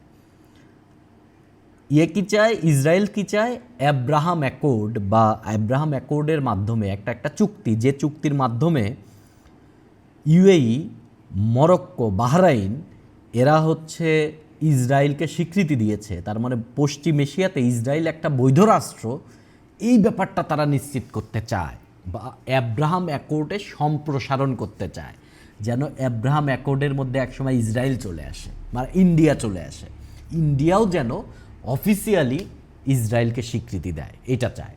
এবং যুক্তরাষ্ট্র চায় যে ইন্ডিয়ার মাধ্যমে, এবং যুক্তরাষ্ট্র তো তার মানে অর্থনৈতিক কর্তৃত্ব চায়, এটা খুব স্বাভাবিক। সো তারা যে কোনো জোটেই যাবে অর্থনৈতিক কর্তৃত্ব। এবং এখানে মজার বিষয় হচ্ছে এই I2U2 এর মাধ্যমে খাদ্য নিরাপত্তা এবং নবায়নযোগ্য জ্বালানিতে গুরুত্বপূর্ণ ভূমিকা করবে আর কি। UAE মূলত বিনিয়োগ করবে, টাকা পয়সা দিবে UAE, আর ইসরায়েল এবং মার্কিন প্রযুক্তি দিবে। ইসরায়েল এবং আমেরিকা দিবে প্রযুক্তি, টাকা দিবে হচ্ছে আরব আমিরাত, এবং একটা সম্বলিত খাদ্য পার্ক তৈরি হবে ভারতে। তার মানে ভারতে একটা কৃষির বিশাল একটা সেক্টর তৈরি হবে, টাকা দিবে হচ্ছে আরব আমিরাত, প্রযুক্তি দিবে হচ্ছে ইসরায়েল এবং আমেরিকা। এবং এই খাদ্য এই দেশগুলোতে ধরেন মূলত খাদ্য রপ্তানি হবে হচ্ছে আরব আমিরাতে। সো এটা সবাই মিলে লাভবান হবে। এবং জ্বালানি প্রকল্পে তারা গুজরাটে, রিনিউয়েবল জ্বালানিতে গুজরাটে প্রায় 300 মেগাওয়াটের একটা হাইব্রিড সোলার এবং বায়ু বিদ্যুতের কথাবার্তা বলতেছে এই I2U2 এ। সো I2U2 একটা বড়, ভারতের জন্য একটা বড় স্বার্থের ব্যাপার হয়ে দাঁড়াইছে, এবং এর জন্য তো বটেই, UAE ইসরায়েলের জন্য তো বটেই। আরেকটা বিষয় হচ্ছে India middle east economic corridor. Corridor মানে এক দেশের ভেতর দিয়ে আরেক দেশের ভেতরে রাস্তা চলে যাবে আর কি, বিষয়টা এরকম। 2020 সালে G20 সম্মেলন হয় হচ্ছে দিল্লিতে। এইখান থেকে চীনের যে বেল্ট অ্যান্ড রোড ইনিশিয়েটিভ আছে, চীন তার আধিপত্য বিস্তার করার জন্য মেরিটাইম রোড, রেলওয়ে রোড, সড়ক রোড দিয়ে বিশ্বে যোগাযোগ করবে, সে তার সিল্ক রুট ব্যাক নিবে। So India middle east economic corridor হচ্ছে চীনের চীনের হচ্ছে বেল্ট অ্যান্ড রোড ইনিশিয়েটিভের অল্টারনেটিভ, এবং এরা হচ্ছে পশ্চিমা বন্ধুবান্ধব দিয়ে করতেছে আর কি। ব্যাপারটা কেমন? ইন্ডিয়া থেকে এই রোড চলে যাবে আসলে ইউরোপে। কিভাবে যাবে? ইন্ডিয়া থেকে এই রোড প্রথমে হচ্ছে ভারত মহাসাগর দিয়ে যাবে হচ্ছে দুবাইতে, দুবাই থেকে এটা সৌদি আরবের মধ্য দিয়ে চলে যাবে জর্ডানের ভেতর দিয়ে ইসরায়েলে, ইসরায়েল থেকে ভূমধ্য সাগর দিয়ে এইটা চলে যাবে ইতালিতে বা ফ্রান্সে। মূলত আগে গ্রিসে যাওয়ার কথা ছিল, এখন এখানে তার মানে এখানে আমরা কি কি পাচ্ছি? এইখানে আমরা পাচ্ছি নৌপথ, এইখানে আমরা পাচ্ছি হচ্ছে সড়ক পথ। তার মানে নৌ আছে, সড়ক আছে। এবং আরও কিছু আছে এইখানে, ধরেন আপনার নৌ সড়কের পাশাপাশি এইখানে আছে হচ্ছে আপনার এই রেলওয়ে ট্র্যাকের কথাবার্তাও আছে। সো এইটা একটা ইকোনমিক করিডোর এবং এইটাকে আমরা বলতেছি হচ্ছে গোল্ডেন রোড। মানে গোল্ডেন রোড বলা হচ্ছে যেহেতু এটা বেল্ট অ্যান্ড রোড ইনিশিয়েটিভের একটা অল্টারনেটিভ চীনকে দমানোর জন্য, এবং এর মধ্য দিয়ে সৌদি আরব এবং ইউএই এর ইনভেস্টমেন্টে হাইড্রোজেন ফুয়েলের একটা বড় সড়ো সেক্টর তৈরি হবে। হাইড্রোজেন ফুয়েল কিন্তু বর্তমান ন্যাচারাল গ্যাসের একটা বড় সড়ো অল্টারনেটিভ। এটা কিভাবে তৈরি করা হয় হাইড্রোজেন গ্যাস? এটাকে বলা হয় ইলেকট্রোলাইসিস। ইলেকট্রোলাইসিস হচ্ছে পানিকে যদি আমরা ভাঙি, চিন্তা করেন পানির মধ্যে দুইটা আছে হাইড্রোজেন পরমাণু, একটা আছে হচ্ছে আপনার অক্সিজেন পরমাণু। সো এইটাকে ভাঙলে আমরা দুইটা হাইড্রোজেন পাবো আর একটা অক্সিজেন পাবো। এই হচ্ছে ব্যাপার। এখন এটা তো আয়ন, এটা গ্যাস না। তাহলে আপনি এইটা দেখেন, প্লাস হচ্ছে নেগেটিভ জিনিসকে আকর্ষণ করবে আর নেগেটিভ জিনিস হচ্ছে পজিটিভকে আকর্ষণ করবে। সো এই পানির এই জিনিসটা যদি আমরা একটা ইয়ের মধ্যে ঘটাই, যেখানে আমরা একটা কারেন্ট দিয়ে দিব, এইরকম দুইটা দণ্ড দিয়ে দেব, যেটাকে আমরা কারেন্টের সাথে একটা নেগেটিভ প্রান্তে যদি যোগ করবো আর একটা পজিটিভ প্রান্তে, তাহলে নেগেটিভ যে প্রান্তটা হবে সেটাকে আমরা বলবো হচ্ছে ক্যাথোড, আর পজিটিভ প্রান্তকে আমরা বলবো হচ্ছে অ্যানোড। এই হচ্ছে পানি, এর ভিতর হচ্ছে পানি, ঠিক আছে? তাহলে এই কারেন্ট যাওয়ার ফলে ভাঙবে, তাহলে হাইড্রোজেন যেহেতু পজিটিভ, তাহলে সে নেগেটিভ যে ক্যাথোডকে আকর্ষণ করবে, তাহলে সে ক্যাথোডে চলে যাবে। ক্যাথোডে গিয়ে সে যে এই যে হাইড্রোজেনের যে পজিটিভ আছে, সো ক্যাথোড থেকে সে হচ্ছে ইলেকট্রন নিয়ে সে হয়ে যাবে হচ্ছে হাইড্রোজেন গ্যাস। বুদবুদ আকারে হাইড্রোজেন গ্যাস বের হবে, সেই গ্যাসকে আমরা স্টোর করব। এই পদ্ধতির নাম হচ্ছে ইলেকট্রোলাইসিস। তার মানে পানি থেকে হাইড্রোজেন গ্যাস তৈরি করা হবে। ব্যাপার হচ্ছে এই হাইড্রোজেন গ্যাস পরিবেশ বান্ধব, কোনো কার্বন নেই, এবং 1 কেজি বা 1 মিটার কিউব হাইড্রোজেন গ্যাস দিয়ে 1 মিটার কিউব হাইড্রোজেন গ্যাস দিয়ে আপনি 200 কিলোমিটার মতন গাড়ি চালাতে পারবেন। 200 বা 80 কিলোমিটার, 80 কিলোমিটার হতে পারে, যে আমার ইনফরমেশন ভুল হতে পারে, 80 কিলোমিটার। এবং এইটার যে ক্যালোরিফিক ভ্যালু, এই ক্যালোরিফিক ভ্যালু চলে যায় প্রায় 1,80,000 থেকে 2 লাখে, যেটা ন্যাচারাল গ্যাসের হচ্ছে আপনার 40 থেকে 50,000। এক হচ্ছে এইটার ক্যালোরিফিক ভ্যালু বেশি, আবার এইটার হচ্ছে সবচেয়ে পরিবেশ বান্ধব ফুয়েল। আরও একটা বিষয় হচ্ছে, খুবই গুরুত্বপূর্ণ বিষয়, যে এই প্রযুক্তি যদি আপনার তৈরি হয়, পানি সব দেশেই আছে, সব দেশ তার প্রযুক্তি দিয়ে হাইড্রোজেন গ্যাস তৈরি করতে পারবে, প্রযুক্তি যদি অ্যাভেলেবেল হয়। এবং পাওয়ার প্ল্যান্টগুলো যেটা ন্যাচারাল গ্যাসে চলে, সেইটা হাইড্রোজেন গ্যাসে চলতে পারবে। আরও একটা বিষয়, সার কারখানাগুলোতে আমরা যে CH4, এটা হচ্ছে আমাদের মিথেন গ্যাস, সার বানাতে হাইড্রোজেন লাগে। অ্যামোনিয়া তৈরি করার ক্ষেত্রে হাইড্রোজেন গ্যাস লাগে, নাইট্রোজেন এবং হাইড্রোজেন মিলে অ্যামোনিয়া তৈরি হয়। সেই হাইড্রোজেনটা বর্তমান হচ্ছে নেওয়া হয় হচ্ছে মিথেন গ্যাস থেকে, ন্যাচারাল গ্যাস যেটা আমরা পানির নিচ থেকে তুলি। সো মিথেন গ্যাস থেকে আমরা হাইড্রোজেন নিচ্ছি, এবং আমরা জানেন আমাদের যত গ্যাস আছে তার প্রায় 21% বোধহয় সার কারখানাতে ব্যবহৃত হয়, শুধু এই হাইড্রোজেন তৈরি করার ক্ষেত্রে। তাহলে সার কারখানাতে তো আপনার আর এই গ্যাস লাগবে না, সো এই হাইড্রোজেন গ্যাস ডাইরেক্ট ব্যবহার হবে। সো এতে কিন্তু হাইড্রোজেনের অ্যাভেলেবিলিটি বেশি হবে এবং সারের দামও কমে যাবে। সো একটা বিশাল বড় অ্যাচিভমেন্ট ওয়ার্ল্ডের হবে আর কি হাইড্রোজেন গ্যাস। সো এই ইন্ডিয়া মিডল ইস্ট ইকোনমিক করিডোরের একটা বড় ব্যাপার হচ্ছে হাইড্রোজেন গ্যাস উৎপাদনে এরা বড় ব্যয় করবে, বড় ব্যয়। এবং রিসেন্টলি আমাদের যে বিদ্যুৎ উৎপাদনগুলো, আমাদের যে জেনারেশন কোম্পানিগুলো আছে, ধরেন মধুমতি জেনারেশন কোম্পানি আছে, আমাদের নর্থ ওয়েস্ট পাওয়ার জেনারেশন কোম্পানি লিমিটেড, এটা রাষ্ট্রায়ত্ত একটা কোম্পানি যারা বিদ্যুৎ উৎপাদন করে। এরা কিন্তু হাইড্রোজেন গ্যাস নিয়ে প্রচুর সেমিনার করতেছে, ওয়ার্কশপ করতেছে। মানে হাইড্রোজেন গ্যাস আসলে ফিউচার, হাইড্রোজেন। সো এইখানে আপনি হাইড্রোজেন নিয়ে কাজ করবে হচ্ছে এই ইন্ডিয়া মিডল ইস্ট ইকোনমিক করিডোরের মাধ্যমে আর কি, এবং বিআরআইকে তারা ইয়ে করবে। সো আজকে আমরা আরেকটা টপিক নিয়ে কথাবার্তা বলতে চাই, যেটা আমাদের সবচেয়ে গলার কাটা হয়ে দাঁড়িয়েছে, এবং এই সংকট দেখে আমরা আসলে মূলত বুঝতে পারি যে জনগণ যা বলে সব কথা শুনতে হয় না। 2017 সালে আপনারা সবাই অনেক বড় হয়ে গেছেন আর জানেন, 2017 সালে যখন রোহিঙ্গারা বাংলাদেশে আসলো, বহু আগ থেকে তারা আসতেছে, 2017 সালে বড়সড়ভাবে আসছে। বাংলাদেশের মসজিদে মসজিদে রোহিঙ্গাদেরকে নিয়ে টাকা তোলা হয়েছে, তারা আমাদের ভাই, তারা আমাদের মুসলমান বন্ধু। রাস্তায় দাঁড়িয়ে দাঁড়িয়ে রোহিঙ্গাদের জন্য টাকা তোলা হয়েছে এবং মানুষ এই জিনিসটা দিয়েছে। কয়েক বছর যাওয়ার পরেই বাংলাদেশের সব মানুষ বুঝতে পারছে এটা ছিল বাংলাদেশের সবচেয়ে বড় ভুল ডিসিশন। সো রাষ্ট্র কি ডিসিশন নিবে, রাষ্ট্র রাষ্ট্রের মতন করে ফাংশন করবে। সো আমি আপনি কি বলতেছি, এটার উপর দিয়ে রাষ্ট্র তার ডিসিশন নিবে না, রাষ্ট্র তার এক্সপার্টদেরকে নিয়ে ডিসিশন নিবে। এবং আপনি আর আমি চায়ের দোকানে বসে যেটা ফয়সালা করতেছি সেটা ফয়সালা না। এবং আজকে আপনি যেটা বলতেছেন এটা একটা দেশের সবচেয়ে বড় ডিপ্লোম্যাটিক ব্যর্থতা হয়ে যেতে পারে।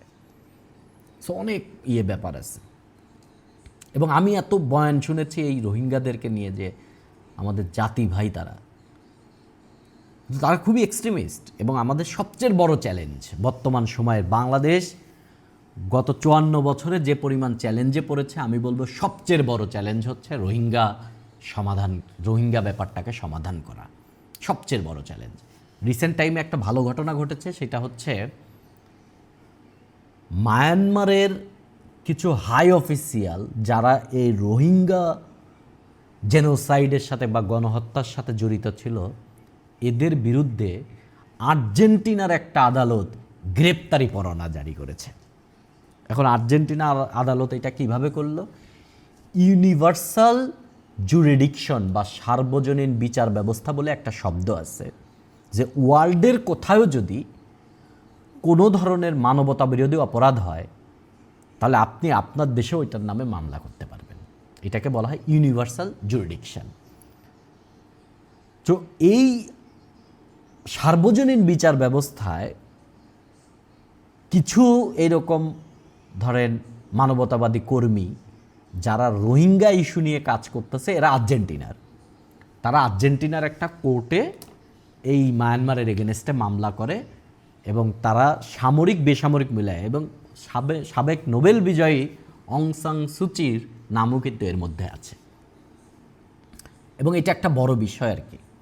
এবং বাংলাদেশ যদি তার কূটনৈতিক তৎপরতার মাধ্যমে এই ইউনিভার্সাল জুরিডিকশনের আন্ডারে আরও 10টা দেশে এরকম মামলা করাতে পারে, মানুষ দিয়ে মামলা, যেমন আর্জেন্টিনা করেছে, আরও 10-15টা দেশে এরকম মামলা করাতে পারে, এবং তারা যদি এই টাইপের রায় দেয়, তাহলে এটা একটা আন্তর্জাতিক মহলে আলাপ আলোচনা হবে। আর বিশ্ব রাজনীতিতে কোনো সংকট সমাধানে বা সংকট সৃষ্টি হতে আলাপ আলোচনা জরুরি। রোহিঙ্গা নিয়ে আলাপ আলোচনা নাই, রোহিঙ্গার সমস্যার সমাধান হচ্ছে না। খুব আলাপ আলোচনা হোক, তাহলে দেখবেন যে এই সংকট সমাধান হয়ে যাবে। সো এই বাংলাদেশ এই কূটনৈতিক তৎপরতা চালাতে পারে রোহিঙ্গা সমস্যা সমাধান নিয়ে। যে কোনো কিছু আলাপ আলোচনাতে আপনি এটাকে রেফারেন্স হিসেবে দিবেন, ঠিক আছে? ওকে। এবং 2019 সালে ইন্টারন্যাশনাল কোর্টস অফ জাস্টিস হেগের যে আইসিজে, এইখানে কিন্তু গাম্বিয়া এই রোহিঙ্গা সংকট ইস্যুতে মায়ানমারের এগেনস্টে মামলা করে। এখন এইটা সবচেয়ে বড় মামলা। কোশ্চেন হচ্ছে, বাংলাদেশ মামলা না করে গাম্বিয়া কেন মামলা করলো? গাম্বিয়া একটা মুসলিম কান্ট্রি এবং তারা ওআইসির সদস্য। মূলত ওআইসির প্রতিনিধি রাষ্ট্র হিসেবে গাম্বিয়া এই মামলাটা করেছে। এটা হচ্ছে 1 নাম্বার কথা, যুক্তি। বাংলাদেশ না করে কেন গাম্বিয়া করলো? তার 1 নাম্বার হচ্ছে তারা ওআইসির প্রতিনিধি হয়ে মামলাটা করেছে, এবং বাংলাদেশ না করে বাংলাদেশও ওআইসির মাধ্যমে গাম্বিয়াকে দিয়ে এই মামলাটা করানো হচ্ছে কূটনৈতিক বা ডিপ্লোম্যাটিক ব্যালেন্স মেইনটেইন করা। ডাইরেক্ট মায়ানমারের সাথে কোনো কনফ্লিক্টে না গিয়ে একটা থার্ড পার্টি দিয়ে মামলা করা এবং মায়ানমারের সাথে যেন একটা সুষ্ঠুভাবে এই সমস্যার সমাধান হয়, এই যে একটা কূটনৈতিক ব্যালেন্স, এটা করার ট্রাই করেছে বাংলাদেশ। এবং এই মামলা পরিচালনা করার ক্ষেত্রে একটা আর্থিক টাকা পয়সার ব্যাপার স্যাপার আছে, এই ক্ষেত্রে বাংলাদেশ একটা মাঝখানে গেছে। সবচেয়ে স্ট্রং যে যুক্তি সেটা হচ্ছে এই মামলাটা হয়েছে আন্তর্জাতিক জেনোসাইড কনভেনশনের আন্ডারে, যে জেনোসাইড কনভেনশন লঙ্ঘন করেছে, কিন্তু বাংলাদেশ জেনোসাইড কনভেনশনের মেম্বার না, Gambia member. So that's why এই কনভেনশন লঙ্ঘনের আন্ডারে বাংলাদেশ মামলা করতে পারে না, গাম্বিয়া মামলাটা করেছে। সো আপনারা দুইটা মামলার ব্যাপারে জানলেন। আমরা এবার রোহিঙ্গা সংকটটা বুঝি। রোহিঙ্গা সংকটের কথা, প্রথম কথা, কোনো বাংলাদেশের কোনো স্টেট অ্যাক্টর, ইভেন আপনি আমি রোহিঙ্গাদেরকে রিফিউজি বলতে পারবো না। বাংলাদেশের কোনো এদেরকে শরণার্থী বলা যাবে না, কেননা ইউএনের 1991 সালে যে রিফিউজি কনভেনশন আছে বা শরণার্থী কনভেনশন আছে, সেই শরণার্থী কনভেনশনে বাংলাদেশ সাইন করে নাই। যেহেতু বাংলাদেশ ওই কনভেনশনে সাইন করে নাই, সেহেতু তাদেরকে শরণার্থী বলা যাচ্ছে না।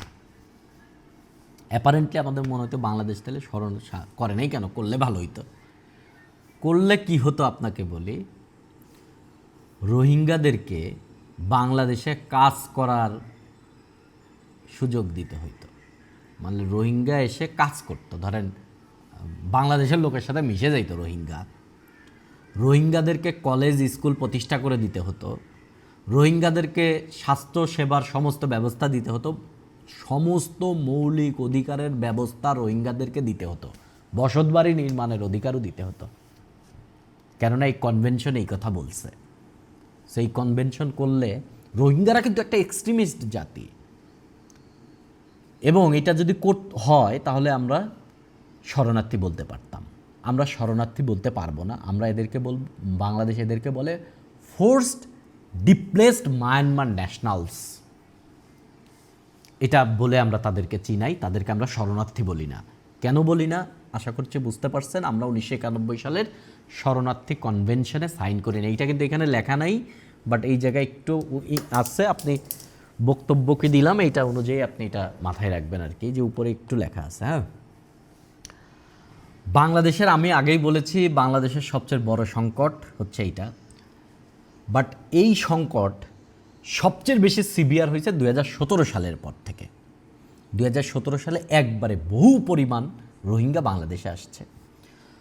তো আমরা আগে এই সংকট খতিয়ে দেখার আগে এই সংকটের একটা ছোট্ট পরিচয় আপনাদেরকে দিয়ে নিই।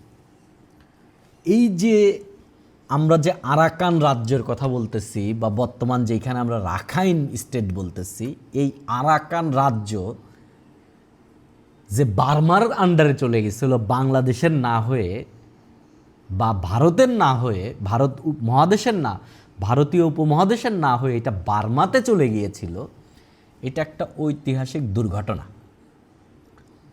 ঐতিহাসিক দুর্ঘটনা কেন? কেননা এই আরাকানের যে রাজ পরিবার ছিল 1785 সালে, এরাই বেজালটা বাঁধাইছে।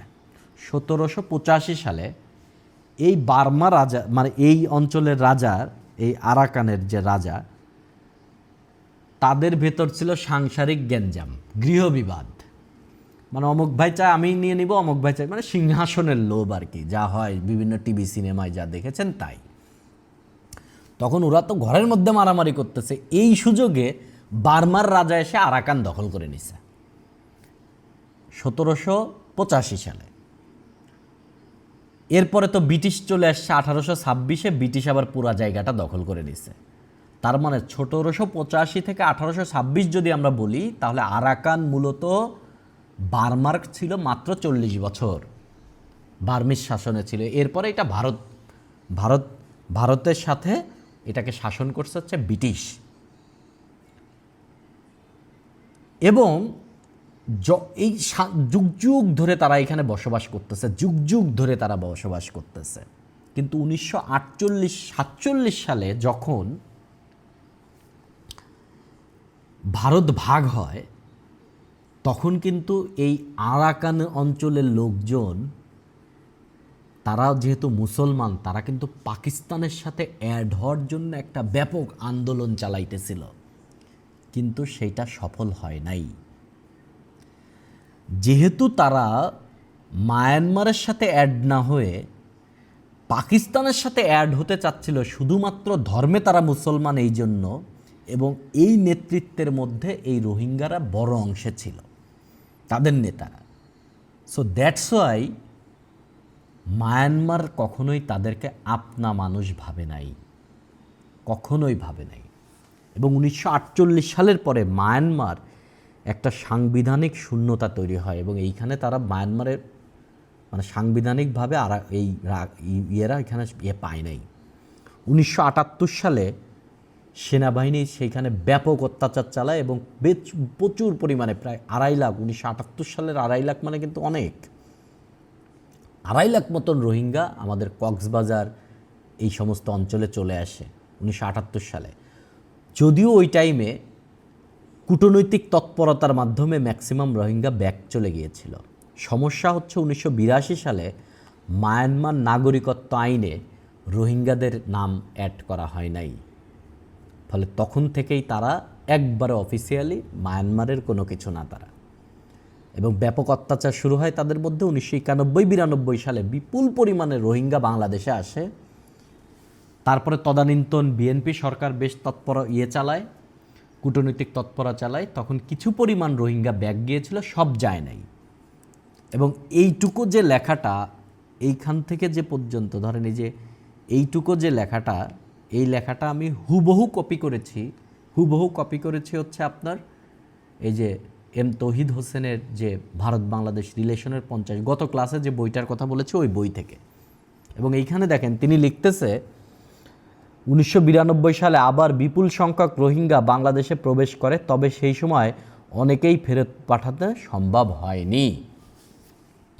কিন্তু বর্তমান সময়ে বাজারে প্রচলিত যে বিসিএসের বই আছে, ধরেন একটা বই হচ্ছে ভাইবার বই, আমি এই বইটা কিনেছিলাম। এই বইতে আসলে সত্য তেলবাজি, বুঝছেন কি, তেলের উপরে কোনো ওষুধ নেই।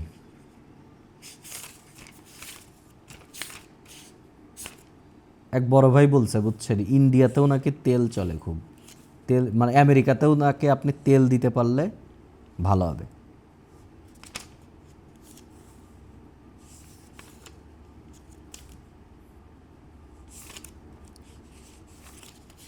যাই হোক, আপনাদেরকে আমি দেখাচ্ছি।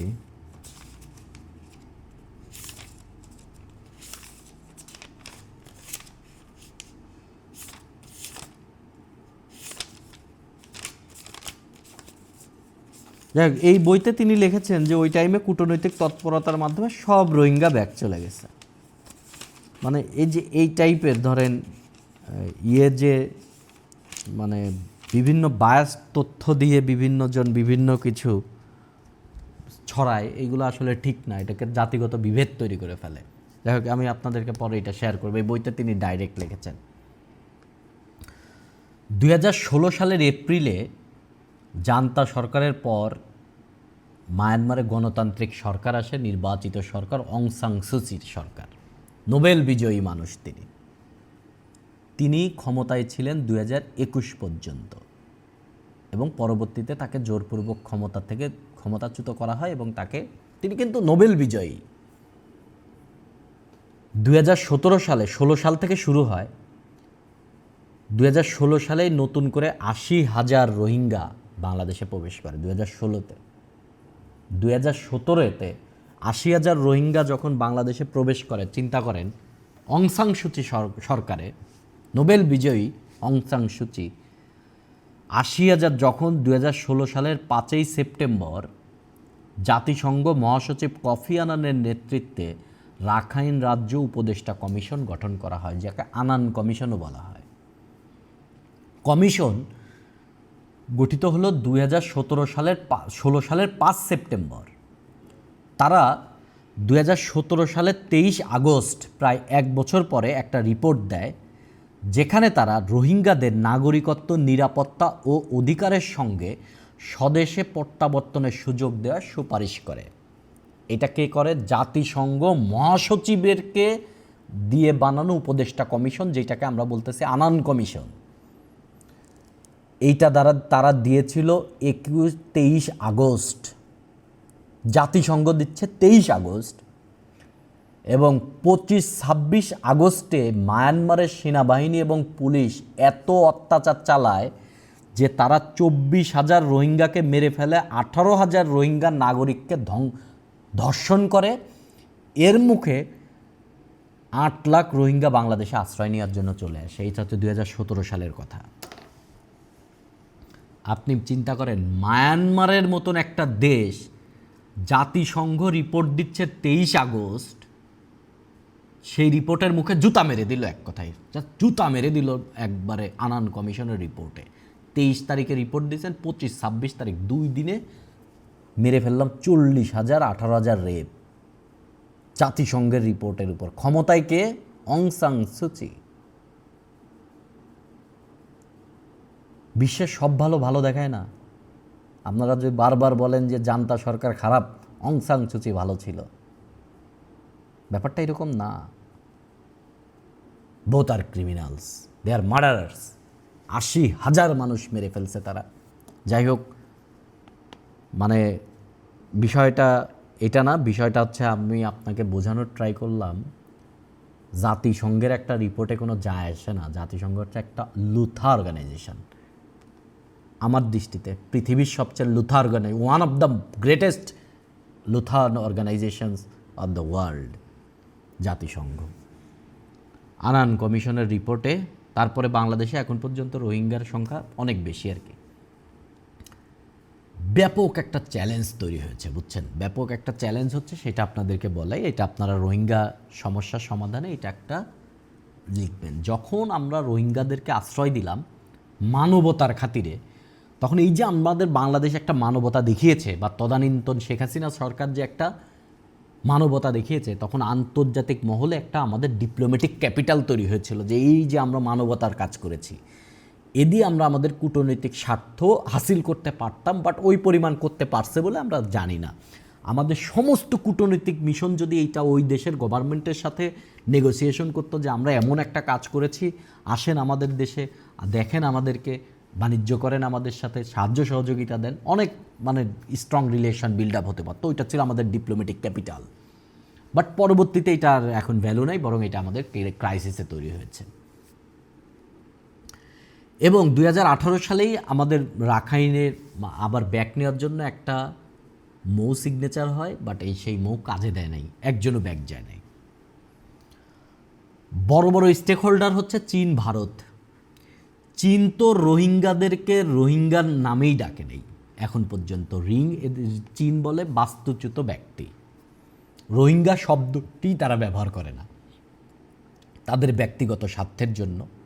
ভারত রোহিঙ্গা ইস্যুতে কোনোই কাজ করবে না, কেননা রাখাইনের এইখান দিয়ে কালাদান প্রজেক্ট আছে, Kaladan multi model transit and transport প্রকল্প, যেটা রাখাইনের এইখান দিয়ে মায়ানমারের ভেতর দিয়ে 7 সিস্টারকে কানেক্ট করবে। সো বঙ্গোপসাগরের সাথে 7 সিস্টারের ডাইরেক্ট বাণিজ্য হবে, রাখাইনের ভেতর দিয়ে চলে যাবে। সো তাদের সাথে মায়ানমারের স্বার্থ আছে। সো মায়ানমারের সাথে এরা বড় বড় কথা বলবে না। এবং ভারত ডিপ্লোম্যাটিক পুরো সাইলেন্ট এই রোহিঙ্গা ইস্যু নিয়ে। আর ভারত এবং চায়না যদি এইখানে কাজ না করে, তাহলে কখনোই এই সমস্যার সমাধান হবে না। কি পরিমাণ রোহিঙ্গা আছে, কোথায় আছে, এটা তার একটা ম্যাপ।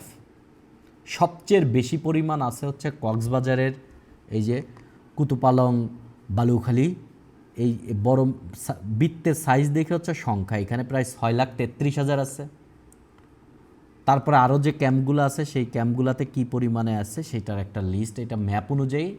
আর 26,000 আছে হচ্ছে আপনার ভাসানচরে, হাতিয়ার ভাসানচর, নোয়াখালী জেলার 26,000, এখানে নতুন করে এদেরকে সরানো হয়েছে।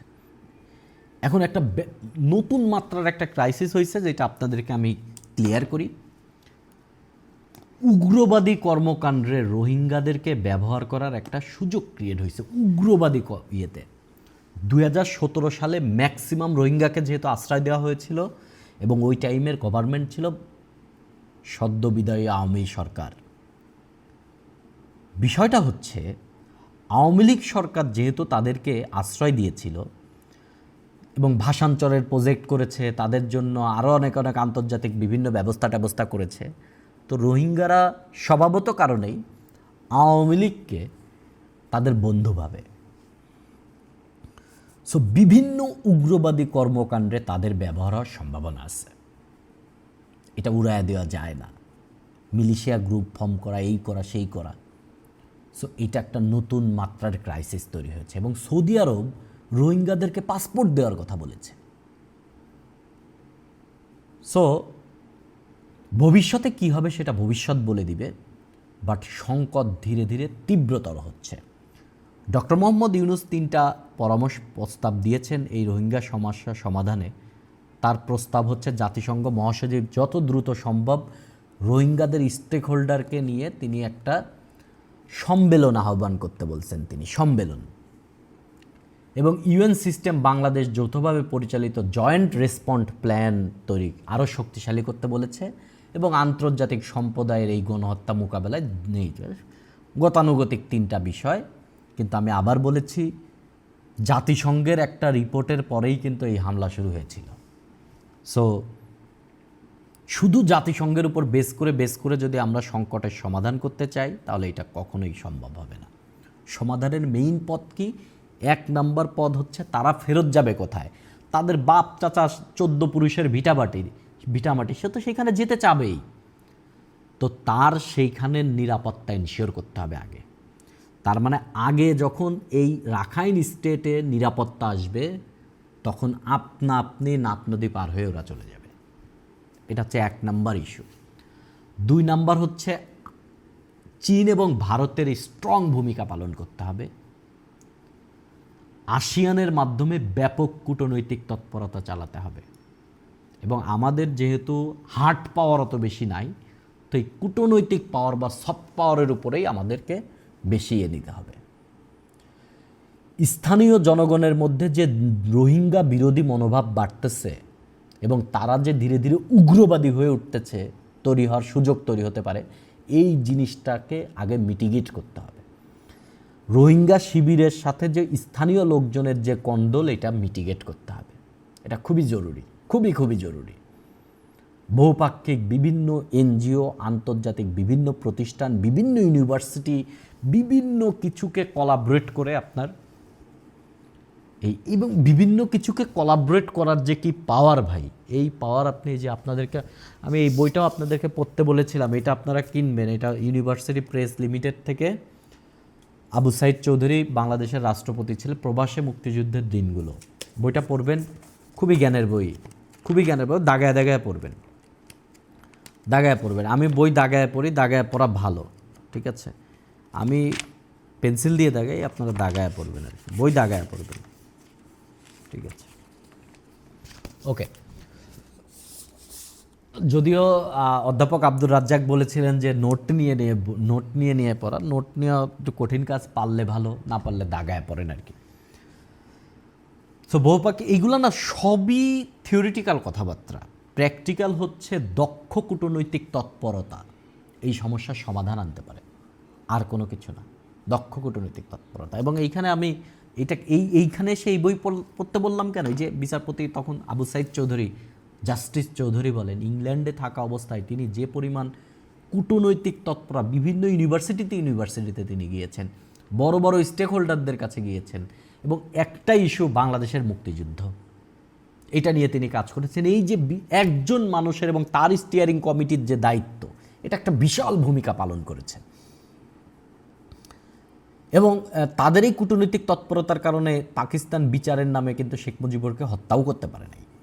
সো এটা একটা বিশাল বড় অ্যাচিভমেন্ট ওই টাইমের এই ক্ষেত্রে। সে তো আমাদের কূটনৈতিক তৎপরতা যে এরকম হয়। এবং আপনাদেরকে একটা উদাহরণ দিই, সেটা হচ্ছে যুদ্ধ চলতেছে 1971 সালে, এবং 1971 সালে যখন যুদ্ধ চলতেছে তখন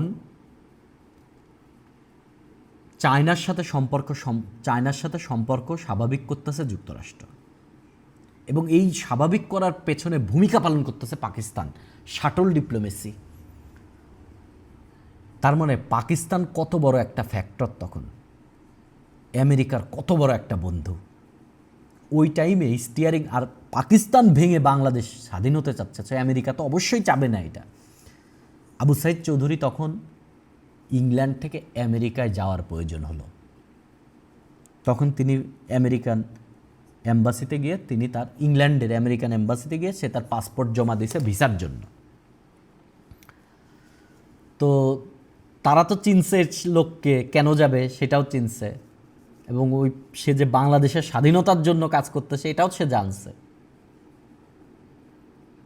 ভিসা অফিসার তাকে বলছে যে দেখেন, আপনি যদি এখন আমেরিকায় যান আর আমরা যদি আপনার ভিসা দিই তাহলে তো পাকিস্তান চাপ সৃষ্টি করবে আমাদের মধ্যে। তো পাকিস্তানের সাথে আমাদের একটা কূটনৈতিক সম্পর্ক চলতেছে, তো যাই হোক আপনার পাসপোর্ট রেখে দিচ্ছে, কালকে আইসেন। তো কালকে তিনি গেছেন, গিয়ে ভিসা অফিসার বা ওই মিশনের দায়িত্বে যিনি আছেন তিনি বলতেছেন যে দেখেন, আপনি আমেরিকায় যাওয়ার সাথে সাথে পাকিস্তান কিন্তু আমাদের কাছে বলবে যে ঝামেলা টামেলা আছে, যে আপনি ভিসা দিছেন কেন। তখন আমি বলে দিব যে ঠিক আছে, ভুল হয়েছে, একবারের জন্যই ভিসা দিছে, আর দিব না, একবারের জন্যই ভিসা, আপনার এই যে ভিসা দিলাম একবারের জন্যই, কিন্তু আর কিন্তু ভিসা দিব না। তো জাস্টিস চৌধুরী বলছে যে ঠিক আছে, একবার হইলেই চলবে। তখন পাসপোর্ট নিয়ে পাসপোর্ট খুলে দেখে যে ভিসা যে দিছে একবারই ভিসা দিছে, কিন্তু ভিসাটা 5 বছরের মাল্টিপল এন্ট্রি। তখন জাস্টিস চৌধুরী বলতেছে যে অফিসারের দিকে তাকায় একটা মুচকি হাসি দিলাম, সেও আমার দিকে তাকায় একটা মুচকি হাসি দিল। কিন্তু পাকিস্তানকে বলবে একবারই ভিসা দিছে, আর দিব না, কিন্তু ভিসা একবারেই তো 5 বছরের জন্য ভিসা দিয়ে দিছে, এবং সেটা মাল্টিপল এন্ট্রি। সো এইটা হচ্ছে কূটনৈতিক পাওয়ার। সো কূটনৈতিক পাওয়ার দিয়ে আপনি অনেক কিছু অ্যাচিভ করতে পারবেন, যদি না আপনি শুধুমাত্র পেপার ওয়ার্ক করেন, দৈনন্দিন যে কাগজের ওয়ার্ক, যে সব দাপ্তরিক কাজ ছাড়াও আপনাকে কিছু কাজ করতে হবে, তাহলে আপনি পারবেন আর কি। যাই হোক, লেখাটা অনেক ক্লিয়ার করে লেখা আছে। আমি লেখাটা পড়ার জন্য একটা ভাব ক্রিয়েট করলাম। এখানে আরও কিছু টপিক আছে যেটা নিয়ে আসলে আজকে ভাইবা টাইবা নিয়ে কথা বলছি, তো আজকে অনেক কিছু নিয়ে কথাবার্তা বলতে পারলাম না। তবে আপনি রিডিং পড়লেই অনেক কিছু বুঝে যাবেন, আর আরও আমরা এই বিষয় নিয়ে কথাবার্তা বলবো। অনেক ক্লিয়ার করেই লেখা আছে। সো আজকে আপনি ইলেকট্রোলাইসিস নিয়েও কিন্তু একটা ধারণা পাইলেন, যে বিজ্ঞানের একটা টপিক ইলেকট্রোলাইসিস কি, হাইড্রোজেন ফুয়েল কিভাবে তৈরি করা হয়। লাস্ট আমরা একজনের সাথে কথা বলি, লুবনা আক্তার কথা বলেন। আসসালামু আলাইকুম ভাইয়া। ওয়ালাইকুম আসসালাম। ভাইয়া ভালো আছেন আপনি? ভালো আছি ভাই, খুবই ভালো আছি। ভাইয়া প্রথমেই থ্যাংক ইউ। আমার আন্তর্জাতিক আর বাংলাদেশ নিয়ে যে ফোবিয়াটা ছিল আস্তে আস্তে এটা কাটতে শুরু করেছে আর কি, তো আপনাকে ধন্যবাদ। আর ওয়েলকাম আমার ভাই। ফার্স্ট চয়েস ফরেন, তো এই জন্য একটু ভয়ে ছিলাম যে যদি আন্তর্জাতিক বিষয়টা মাথায় না থাকে তাহলে তো আচ্ছা, ঝামেলা যাদের হবে। ফার্স্ট চয়েস ফরেন আছে, আপনার মাধ্যমে আমি একটা মেসেজ দিই, সেটা হচ্ছে প্রত্যেক দিন 2-4-10 মিনিট নিজে নিজে একটা টপিক নিয়ে ইংরেজিতে বলা শুরু করবেন। একটা তো ইচ্ছা করে, যা ভুলভাল সেন্টেন্স হোক নিজে নিজে বলবেন, উচ্চারণ করে বলবেন, মনে মনে না। আর প্রত্যেক দিন আধা ঘন্টা ইংরেজি রিডিং পড়বেন, শব্দ করে করে, মানে এইরকম মনে মনে না, শব্দ করে করে ইংলিশ রিডিং পড়বেন প্রত্যেক দিন আধা ঘন্টা। আর 10 মিনিট নিজে নিজে একটা টপিক ধরবেন, রোজ করবেন, ঠিক আছে? তাহলে দেখবেন যে কিছুদিনের মধ্যে ওই যে ইংরেজি বলার যে ফোবিয়া, এটা চলে গেছে। বলেন লুবনা। জি ভাইয়া। ভাইয়া আমার হলো ইংলিশ ব্যাকগ্রাউন্ড, আমি ন্যাশনাল থেকে ইংরেজিতে অনার্স মাস্টার্স করেছি। তো এই জন্য ভাইয়া মোটামুটি আল্লাহর রহমতে মানে ইংরেজির ওই ফোবিয়াটা নেই, যে এলিয়েন মনে হয় না অ্যাটলিস্ট। ওকে ওকে তো ভাইয়া আর আমার আরেকটা অভ্যাস আছে ভাইয়া, আমি নিয়মিত ডায়েরি লিখি, তো এটা ওকে, চেষ্টা করি ইংরেজিতে লেখার। Good good good. আর ওই যে আপনি যে কথা বলার ব্যাপারটা বললেন, এটা শব্দ করে বলা হয় না, তবে ওই বিভিন্ন টপিক নিয়ে নিজে নিজেই মনে মনে আর কি মনে মনে মনে নিজের মনে সাথে কাজ কথা কাজে করে বলি। না, কাজ করে না ভাই, ও আচ্ছা আচ্ছা আচ্ছা। উচ্চারণ করবেন, মনে মনে কাজ করে না। জি জি ভাইয়া, ঠিক আছে, আমি তাহলে এই আয়নার সামনে দাঁড়িয়েই দরকার হলে এটা যে প্র্যাকটিসটা করি। কোনোভাবে বলবেন, আপনি বললেই হলো। হ্যাঁ, আর ভাইয়া আরেকটা কথা ছিল যে আমাদের রিটেন পরীক্ষাটা কি মাসে হতে পারে? এইটা ধরেন আমরা ধরে মে মাস ধরে আমরা চিন্তা ভাবনা করতেছি। এইভাবেই এইভাবেই হিসাব রাখেন, মে মাস। জি ভাইয়া। আর ভাইয়া এই যে আন্তর্জাতিক আর বাংলাদেশের জন্য এই যে আপনার শীটগুলোর পাশাপাশি শুধু তো আমি যদি পেপারটা কন্টিনিউ করি তাতেই তো হবে। আপনি একটু বইটাও দেখেন, যে রেফারেন্স বই দিয়েছি জি জি ওর জি উপর দিয়ে জি জি একবার যেয়ে ওটা আছে, দেখেন। জি ওটা আছে। জি আর পেপার থেকে যদি আপনার মনে হয় যে কোনো একটা তথ্য রাখবেন, তাহলে জি সেই তথ্যটা কিন্তু রেখে দিবেন। মানে শুধু পেপারের মধ্যে থাকলে এটা পরবর্তীতে পেপার স্টোর করার কোনো দরকার নাই, তথ্য স্টোর করতে পারেন, ভালো ভাইয়া তথ্য আমার আর কি। এখানে তো অফলাইন পেপারটা ওইভাবে পাওয়া যায় না, আমি তাহলে একটু অনলাইন গ্রামের থেকে দিকে কপি করে থাকি। আপনি ওয়ার্ড জি ফাইলে ভাইয়া, নিয়ে রাখবেন। আমি ওইটা ভাইয়া প্রিন্ট করে নিই। আমি আমার যদি কোনো একটা আর্টিকেল পছন্দ হয়, হুম হুম আপনি যেভাবে যে বলে দিয়েছিলেন হুম যে এইগুলো আসতে পারে যে আমার আন্তর্জাতিক বা বাংলাদেশের ক্ষেত্রে, হুম হুম হুম হুম। সেইভাবে যদি ওকে, মনে হয় যে হ্যাঁ না হ্যাঁ এই হ্যাঁ, টপিকটা আমার একটু কাজে লাগতে পারে, আমি এটা কপি পেস্ট করে প্রিন্ট করে রাখি। রাইট রাইট, এটা একটা ভালো ভালো, আমি এই কাজ করতাম, এটা ভালো। আর কিছু বলবেন? ভাইয়া আপাতত এটুকুই। ওকে, থ্যাংক ইউ আপু, কথা হবে। আরেকজনের সাথে আমরা কথা বলি। অনেকেই হাত তুলছেন, যার সাথে অনেক কথাই বলি নাই তার সাথে কথা বলি। এই কথা বলেন হচ্ছে ডাক্তার নাইম আব্দুল্লাহ।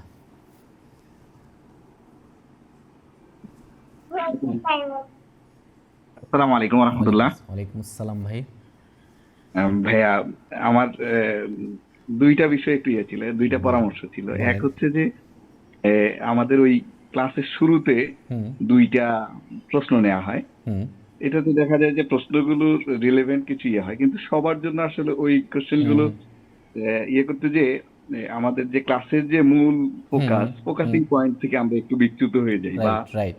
ইনিশিয়ালি যে মনোযোগটা থাকা দরকার হুম সেই মনোযোগটা হুম, ধরে রাখতে রাখতে দেখা যায় যে 15-20 মিনিটের আলোচনা এই মনোযোগটা আমাদের থাকে না আর কি। রাইট তো যে কারণে ক্লাসের শুরুর এই কোশ্চেন দুইটা যদি শেষের রাইট। দিকে নিয়ে আসা নাইম, যেত, আপনার আপনার সেন্টিমেন্টটা আমি বুঝতে পেরেছি, এবং এটা নিয়ে আমি এটা গেলে একদিন চিন্তা করেছিলাম, কিন্তু আমি আর ওইটা মাথায় রাখতে পারি নাই। আপনি একটা ভালো কথা বলেছেন। নেক্সট ক্লাস থেকে আপনার এই প্রস্তাবটা আমার খুবই ভালো লেগেছে, আমরা এটা মেনটেন করার ট্রাই করব। জি জি, ধন্যবাদ ভাইয়া। এটা একটা বিষয় গেল। আরেকটা হচ্ছে যে আরেকটা বিষয় ওই যে আমাদের যে ক্লাসগুলো, এই ক্লাসগুলোতে মানে আমরা কবে নাগাদ আমাদের রিটেনের এই ফুল ইয়েটা শেষ করতে চাই, এইটা নিয়ে একটা ইয়ে মানে একটা আমার কাছে রুটিন মনে হয় যে আমরা টাইপের কিছু একটা যতটুকু করা যেতে পারে যতটুকু কিনা। মোটামুটি স্টেবিলিটি আসা দরকার, এটা আমাদের মধ্যে চলে আসছে। এখন আমরা ধরেন বাংলাদেশ বিষয়গুলির অধ্যায় অধ্যায় নিয়ে আমরা এখন কথা বলতে পারি, এটা সময় চলে আসছে। তো আমার কাছে মনে হয় যে মার্চ মাস ফুল আর এপ্রিল মাস ফুল, এটা আমাদের ইয়ে চলে যাবে, কোর্স শেষ হয়ে যাবে। জি জি জি, এইটার একটা মানে রুটিন করা যায় কিনা, যে রুটিন অমুক। করার আমি ট্রাই করতেছি, কিন্তু আপনার এই বেশ কিছু ঘটনার সাথে এঙ্গেজমেন্ট হয়ে যাওয়ার কারণে আপনাদের আমি খুবই সরি যে এই বিভিন্ন টাইমে বিভিন্ন চ্যালেঞ্জ চলে আসছে। তবে আমি চেষ্টা করব যে এই যে একটা রুটিন দিয়েছি, এরপরে পুরা মার্চ মাসের রুটিনটা দিয়ে দিতে, এটা চেষ্টা করব। আবার ওই রুটিন শেষ না হতে হতেই চেষ্টা করব যে আপনার এই এপ্রিল মাসের একটা বড় রুটিন দিয়ে দিতে, মানে শেষ পর্যন্ত রুটিনটা দিয়ে দিতে। জি জি জি জি জি ভাইয়া, অসংখ্য ধন্যবাদ। ঠিক আছে নাইম, আপনি খুবই ভালো পরামর্শ দিয়েছেন, খুবই থ্যাংক ইউ। আজকে অনেক রাত হয়ে গেছে, যেহেতু আবার সবার সেহরি খেতে হবে। তো সবাই ভালো থাকবেন, শুভরাত্রি। আর কারো যারা হ্যান্ড রেজ করেছেন, আমি অনেকের সাথে কথা বলতে পারি না, বাট যাদের যদি এরকম হয় যে আপনার একটা খুবই জরুরি, আমাকে ইমেইল করবেন, আমি আনসার দেওয়ার ট্রাই করব। ওকে, শুভরাত্রি।